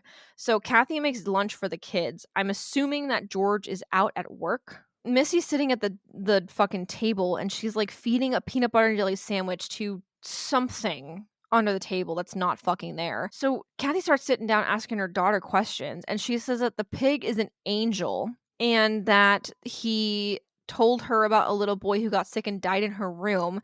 And the pig says that Missy is going to live there forever so she can play with the little boy. And apparently that scared the shit out of Kathy so much that when George gets home with the boys, which, by the way, the IRS was like, you're fucked, basically. They get home. He gets home with the boys, and Kathy's like, we're going to my mom's house right away. Like, we're leaving. And so they go to leave, and then the dog starts barking. They realize that they forgot the dog. So they go grab the dog, and then as they're pulling out, the repair guy comes in to fix the windows because Kathy called him earlier that day. And apparently, somehow, the repair guy manages to fix all 8 windows on the second and third floor in less than 3 hours, which I asked another professional, my other dad, and he said, as someone who has worked in construction, it's not fucking possible because you have to take out the whole window. Oh, is that why you were talking to him earlier? Yes, that's why I went and talked to him earlier. I was like, hey, is this possible? And he's like, no. I was like, okay, No, cool. because like you were gone, and I went, where'd I you literally go? just got up and left the room. Where'd you go? So they decide not to leave now because the repairman didn't have anything bad to happen to him. So they just go in and make dinner like nothing happened. George passes out, and then apparently in his dreams or in his like sleep starts screaming in a couple different languages and yells that it's in Chris's room, which is where Dawn's room was. The boys share a room upstairs. Okay. So he says it's in Chris's room and that he saw it grab Chris, and then Chris was like, and then Kathy's like, Chris is right here, because they're all sleeping in the parents' room at this point. She's like, Chris is right here, and Chris is like, no, I left the room at one point. And she's like, why? And he's like, to go to the bathroom. I wanted to go to the bathroom, but your bathroom door was locked. And George was like, oh shit, it is. And so he says, Chris says, I got scared because I went to the bathroom, but when I looked through the floor, I could see you. And in George's dream, he could see through the floor up to Chris in the upstairs, which doesn't make any sense given the layout of the house. So That doesn't make any sense, but also that's kind of creepy. yeah. So day 27, January 13th. So We're the almost next done. morning, they go to leave, but the van won't start for some reason. And then they get hit by another crazy storm again. I wrote down page 2211. Hang on. Okay. So this crazy ass storm hits, right? Yeah. And there's this line in here that drives me fucking bonkers. So it says at 4:30, it was as if night had already settled over 112 Ocean Avenue. Apparently, that's how dark this storm was. Now, I really hope that it was as if it was nighttime because the sun set at 4:45 that day. I'm not even kidding you. Okay. It's almost as if the sun set 15 minutes before sunset. I was like, are you fucking kidding me? Yeah, it's going to be dark as hell if there's a storm, which according to the weather thing, never happened. Okay, anyway, so the house now supposedly is having heat flashes instead of being ice fucking cold. So the house is super warm and like it just keeps getting hotter and hotter until it's like 90 degrees in the house. So they go out to the van. It won't start. He goes to open the hood to like see what's going on, and then he gets hit with a sudden blast of wind, and the hood slams shut and almost hits him, right? And so then they run back inside to the house because it just started raining again. But then George is like, oh, I wonder if I can get the car started, but I can't. The engine's probably wet. which means the lid's still open, but I thought it closed because it almost hit him. So that doesn't make any fucking sense. Also, I'm pretty sure it's supposed to be in the garage. Anyway, so he ends up staying awake while the family sleeps that night, and Harry sleeps in the doorway. Now, he ties the dog up in the doorway, so it's literally in the doorway. So Kathy starts sleepwalking. She gets out of bed, gets to the door, and then stops when she hits Harry because it's a fucking obstacle in her way. George grabs her by her shoulders and starts shaking her to try and wake her up, and then she like goes limp in his arms, so he puts her back into the bed, and the dog throws up. What is happening to this family? I don't know. Like, I'm sitting here. So the dog throws up, and then George is just like, really? So he goes It's like, to I the don't have bathroom time because for apparently he this. can't handle the throwing up sounds. So he goes to the bathroom, dumps cold water on his face, comes back out, unties the dog, and the dog just sits in the hallway, like happy, unfazed, fine. So he goes to sleep, and I genuinely think he has sleep paralysis. He wakes, so he's laying there in bed, and he can't move, but he hears the sound of the music playing again, the drums, the marching music playing again. Yeah.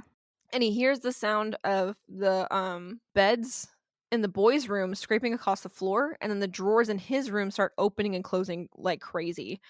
And then he hears the voices and the music coming up the stairs, and then but the dog's unfazed, and then he can't move, and then the lightning flashes, and suddenly the storm's going again because it randomly stopped in the middle of the night. And then he feels like he's being stepped on by hooves and then passes out. So I think he just had sleep paralysis. So then the next morning, January 14th, he wakes up to Danny and Chris shaking him awake and telling him that a thing with no face tried to grab them from their room, but they ran away. So the dog starts barking at something. George finally manages to get out of bed, and when he goes into the hallway, he sees a white hooded figure pointing at him from the landing of the third floor. He grabs the family, they jump in the van that now suddenly works, and they leave. I want to present to you my secret research link number 2. This is my theory. This is from the National Library of Medicine. Acute inhalation of combustion smoke triggers neuroinflammation and persistent anxiety-like behavior in mice. Now, this was tested on mice, but it studies the idea that acute smoke inhalation can cause anxiety-like symptoms for people who survive intense smoke inhalation. I want to also remind you that they were in a house where all the windows were completely shut. They probably didn't clean that chimney before they moved in. And he had the fire going so much that it was actually starting to burn their eyes. I think they were suffering from smoke inhalation because George spent most of his time sitting, especially the beginning of the time that they were in the house, sitting in front of the fireplace trying to keep a fire going. I mean, honestly, that And this tracks. is a full scientific report that's being posted. Now, I found a couple other places saying something like this too, but it is the idea that the intensity of the smoke and the particles themselves when inhaled can cause a lot of issues in your brain. This has been thoroughly studied. This is just the only one that I could find that linked to specifically anxiety. Other ones did also talk about intense medical issues that can happen years after the fact. Okay, but you know what else could trigger that too? Stress. Carbon monoxide poisoning. Oh shit. But if you keep a fire going for long periods of time, Mhm. that's why whenever you have fires going, you have to have some other form of circulation because it's not just smoke and carbon dioxide that's being put out, it's carbon monoxide too. Mhm. So you have all of this going on, you have all of this happening. And honestly, there are stories of people who hallucinate like bugs and stuff crawling all over them, and then it later turns out it's carbon monoxide poisoning. And I mean, they were like going outside and like things were happening around the house to like keep the like windows and stuff opened up. Mhm. But I'm sure that carbon monoxide poisoning definitely played a role in it. They flee the house, right? Mhm. Now, after the fact, that was the night of horrors, by the way. That was it. That's it? Mhm. Really? Mhm. Really? Mhm. Okay. So, now here into the debunking thing. So, they decide to never return. They sell all their personal belongings and they return the house to the bank. They move to California, completely start over, and they start doing audio diaries to try and process what happened. That's what turned into this book. That's why we have a day-by-day account, right? Got it. Okay. The Archbishop of Canterbury did a rite of cleansing on the family. However, The family said that they felt like demonic, creepy shit kept happening to them after they left Amityville. Yeah. It followed them, and they said that over time it started to become lesser and lesser. Now, when Frank went to the bishop to try and argue that they needed to do an investigation into the family, the guy that he was talking to basically said, hey, people, like, places aren't possessed. It's people who are possessed. This place can't be possessed. It's people. Yeah. So the house can't be possessed. So at some point after this, Kathy and George get divorced. Now, something that people point to a lot is to the reason why they were chosen or haunted or whatever is because they practice something called transcendental meditation. It's just meditation. I looked it up. It's just 15-minute meditation in pure silence with your eyes closed twice a day. That's it. But they think that doing meditation opened themselves up to something super powerful that was demonic. So after they moved out, they contacted a guy named Kaplan, who was a parapsychologist, but apparently, according to George, he was actually a vampirologist, which isn't a thing.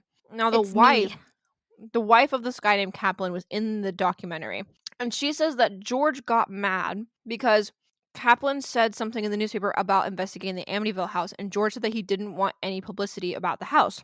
When he reached out to Kaplan, Kaplan told him, hey, whatever evidence we find, if we find something, if we find that you're lying, or we find that nothing happened at all, we're going to make it public. And George was fine with that. And he said that he didn't want any publicity, but the day that he called, canceling their investigation, yelling at Kaplan, that morning he did a press conference, but William Weber was the one who organized the damn thing. There's a lot of back and forth between George and William on the movie rights and the book rights. Weber was trying to talk about the movies and books and whatnot, and the Lutz family was talking about selling their story. Now, one night, the family gets super wasted with the lawyer, and he starts divulging information about the case that hadn't been publicized yet, and starts showing them photos of the crime scene. And they noted that the powder that they used to test for fingerprints back then was black and green. They also noted that in one of the photos that they had of the sewing room, there was just a bunch of flies in it. So they used that in their story. So basically the idea was that they took these elements of the story before they had become public about their story. They took the elements of the murder and used it in their story to make it connect. Because if you look at these independently, they don't make any sense. That's, oh my god, I The hate next people who morning, are like this. the next morning, the DeFeos decide that the Lutz family decides that they don't feel comfortable with doing this anymore. But William Weber sends over a contract basically saying, hey, if you make this movie deal, we can give you this much money. But in the clause for it, Ronald DeFeo would get 5% of the story. So he would basically get money for committing the murders. So the Lutz family said, absolutely not. You'd be surprised how often that happens. There's a reason why a lot of times people have to go to not it's a separate court where you can sue the perpetrator of whatever crime, so that way they either can't make money off of their own crime, or they can't they're just not allowed to talk about it anymore, and they have to pay reparations for the harm they've caused. It's very common. Mm-hmm. After they left, Channel 5 New York News wanted to do an interview. In the documentary that I watched, it was Laura DiDio. She's the journalist on this case. Now, she called the Warrens in to investigate the house. Now, George did not want to come into the house, but he said you can do the investigation, he just won't come on the property. They start doing the thing, and the moment they get there, people start acting really weird. The camera guy, Steve, he gets up to the second floor landing and then immediately doubles over with chest pains. Another woman who was there, she was like another psychic medium that was also there. She said she got the impression of a teenager who had done something and changed his life entirely. No shit. On the second floor, all the psychics were able to feel bad vibes. Bad vibes. The same psychic said that she saw the face of a young girl and heard crying. And she said, look at the white light, go to it, and everyone you love is waiting for you. Lorraine Warren, which I don't want to get into the fucking Warrens. I can get into the Warrens later. I can go over how much of a fraud they were. She said that she could see the... First of all, when she introduced herself, she said, hi, I'm Lorraine Warren. Warner Brothers owns the rights to my life or whatever, which is hilarious. I think at this point Ed had probably died, but he was at this case, but by the time the documentary was filmed, she was super old. And it was weird because I was staring at him like, how the fuck do I know this woman? And I was like, oh my god, it's Lorraine Warren. So she says that she can see bodies with white sheets lined up and that there was an evil from the bowels of hell. The same psychic lady from before said that she could see or feel hooded figures like monks watching them. Lorraine goes into one of the rooms, I think it's the playroom, and says, I hope this is as close to hell as I ever get. And then another lady said that she started saying the get thee behind me Satan thing and started throwing holy water everywhere and it started sizzling. They go back downstairs and Ed stops. He's like holding like a crucifix or something. And he says that he stops and has been knocked back like the wind hit him. And then he said that he got hit by a legion of demons. But the reporter jumps in and she's like, nothing happened to me. I just watched these psychic people react to whatever the fuck they were feeling. And then they were there until 2 a.m. And Marvin Scott, who was the head of this report, turned to her and said, we have nothing. Now, this fucking photo. The photo. You know the photo. Yeah. So they had a camera set up in the hallway. And it was pointing towards Missy's room. So it's set up, I think, in the doorway of the dressing room. Which, by the way, the dressing room is just the Lutz's parents' closet. That's it. The boys could have had separate rooms, but they took up 2 of the bedrooms, just 3 of the bedrooms for them, and 3 of the bedrooms for the kids. Anyway, the sewing room was just going to be for their meditation, too. Okay. They had a camera pointing from the doorway of the dressing room in like down the hallway towards Missy's room, right? I think Yeah. that's what it is. Well, they said Directly. that they were pointing it at Missy's room, but the doors don't line up, so whatever. Anyway, this camera takes photos every few seconds. It's like one of those flashing camera things. It takes a flash camera every few seconds. Now, Yeah. they take these photos, and apparently years later, no one checked the fucking film, even though they did the investigation. Years later, George's secretary is cataloging the photos, and she was pregnant at the time, and whenever she picked up the specific photo, the baby inside of her would jump, and it was the photo of the boy. Now, this boy, there was no kids in the house at the time, and this boy doesn't look like any of the kids. And Missy says that it was a photo of the boy that she used to play with, which implies that it's the kid that got sick and died in her room. But no kid lived in her room. She was sleeping in Allison's room. Allison? She was sleeping in Allison's room. Yeah. So another psychic comes to the house, and she's a medium. And the way that the medium explains it is she basically is able to, like, her body alters depending on who is using her to communicate. So the reporter is the one who's saying this. She says that this woman comes onto the house. She develops an Adam's apple and she begins speaking in a deep voice. And she says that this is an Indian burial site and that she's talking to an Indian chief who was buried there and he wanted people off his land. I don't know where that came from. Now, Bitch, what? here's the problem. This story happened like 2 years, not even, after The Exorcist came out. The movie and the book came out. And this book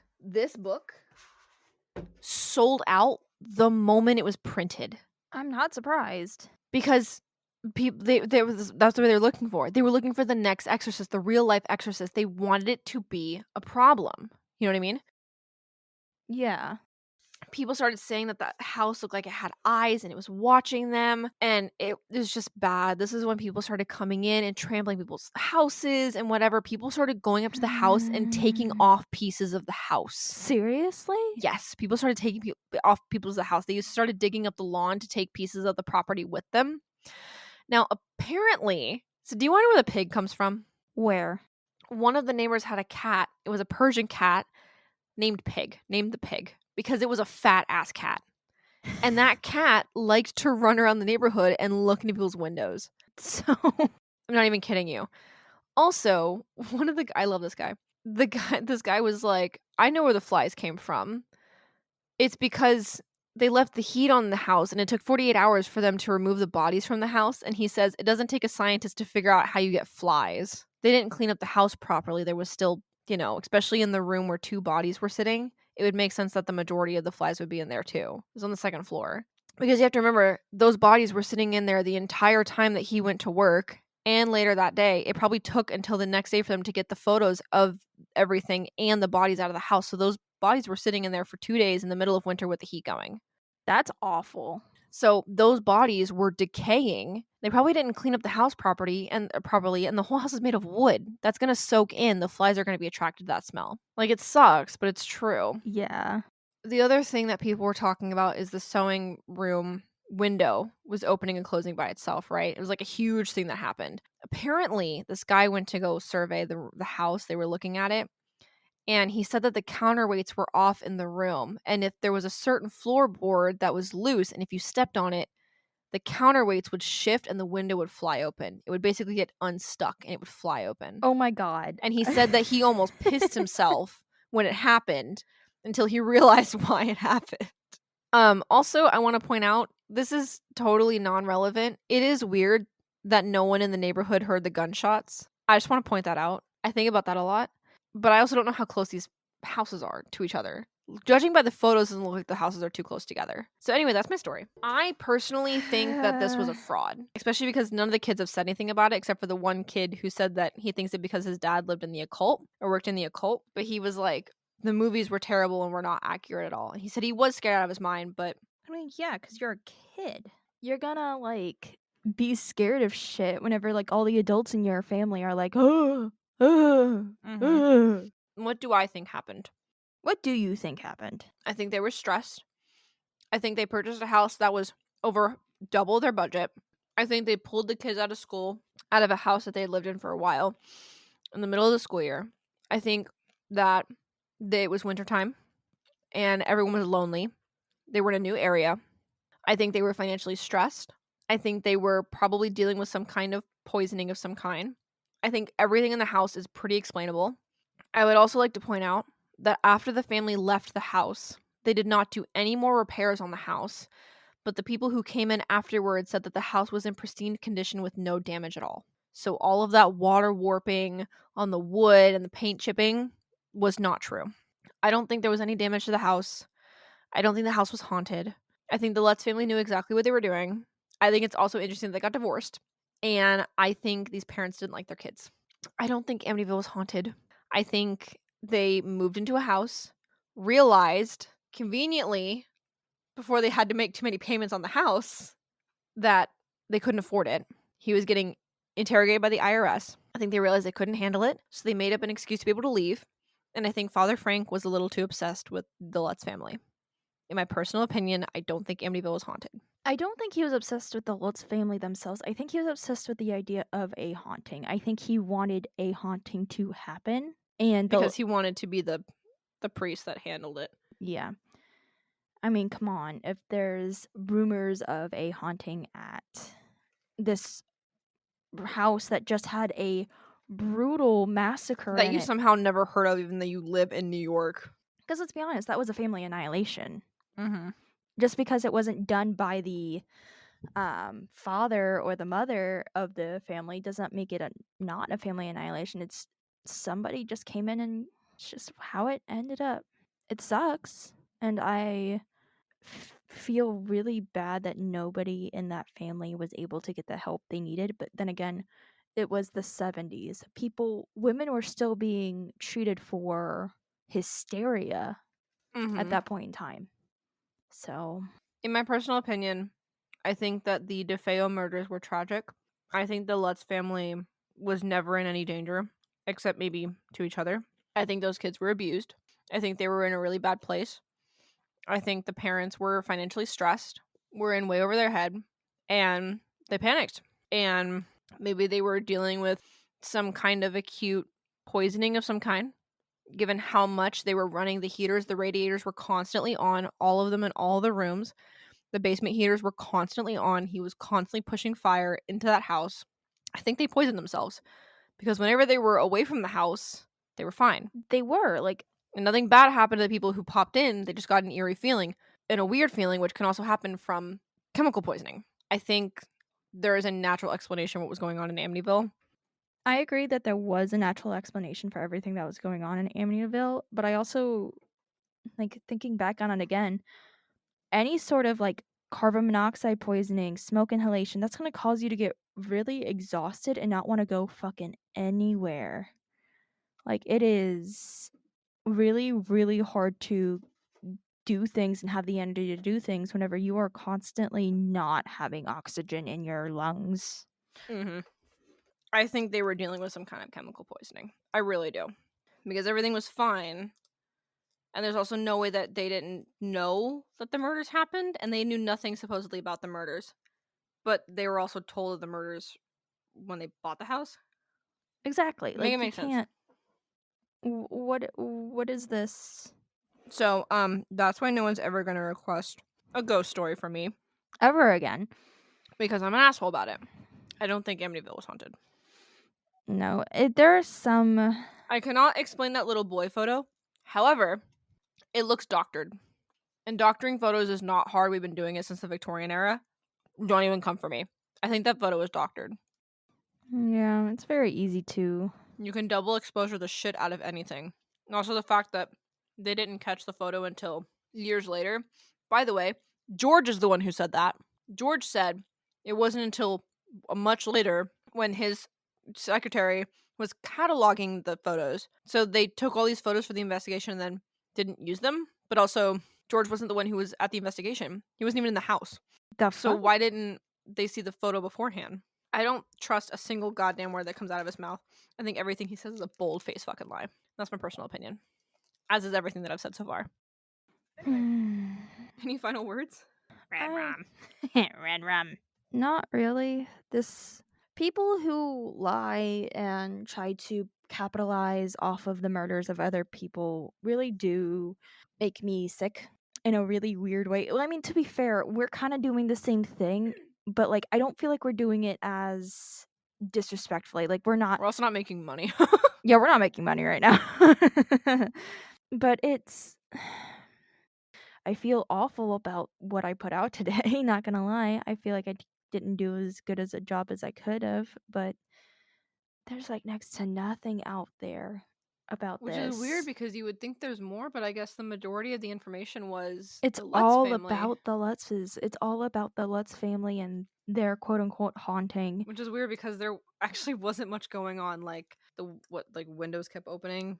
Other Yeah. things that can't be proved, damage that we're not sure actually happened or not. Not inclined to believe it personally. I want to believe in the paranormal. I want to believe all that scary stuff. I do actively have a practicing religion where I do believe in other things. But I can confidently say that I do not believe that this is something that is feasible or even that intense given the lack of information. And maybe I would feel more comfortable with it if they, I don't know, kept their story straight For like more than 2 times in a row. Yeah. Because I understand like giving a story and then adding more details, but keeping the overall story the same. Like the longer you go on, because it's like, oh, because whenever you initially give a statement, you're not gonna remember everything. You're not gonna remember all the details.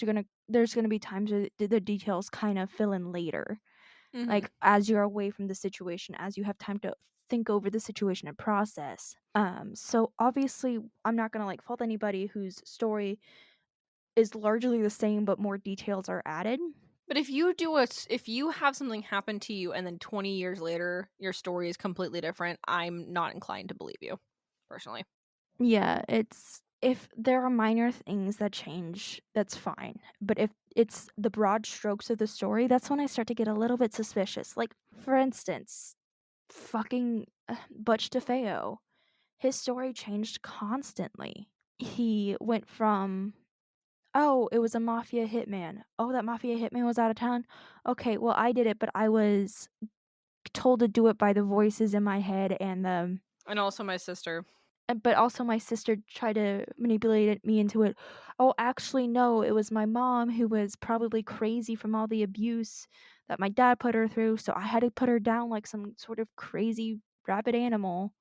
The story changed constantly, and now he's dead, and we will never know the truth because 7 people know the truth of what happened that night. All 7 of them are now dead. We will never have that opportunity again. Unfortunately, that just kind of is how it is.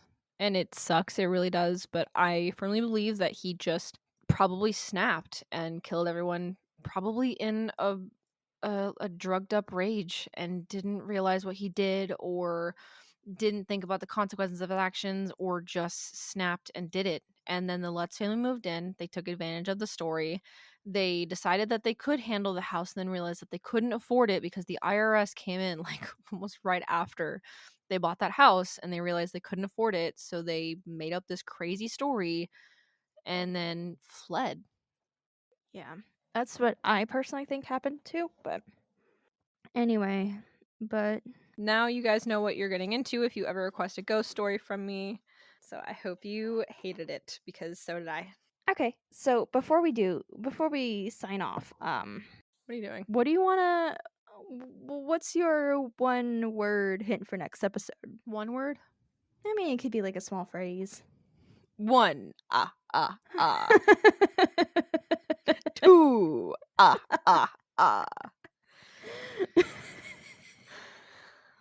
3.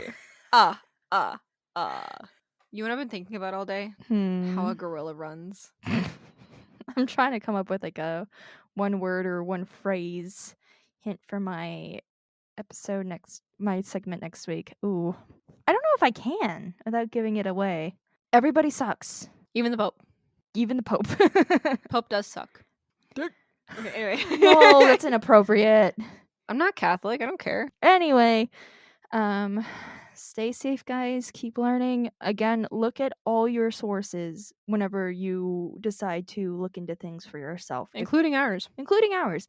If you find that there is something that you something doesn't feel right, go with Or your gut. any information that we relayed was incorrectly done, please let us know. We will do a monthly update Please do. when people start fucking messaging us. Yeah, Follow us on Instagram, damn it. our email is also always open, always Mhm. available. If you notice that we provided information that was incorrect, we will do monthly. I'm checking it right now.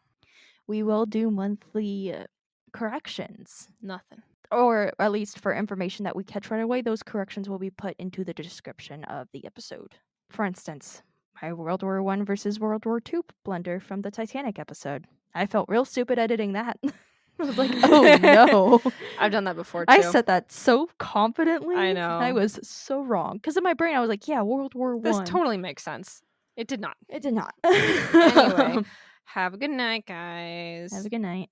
Fuck the Pope? Fuck the Pope. Fuck the Pope. Fuck the Pope.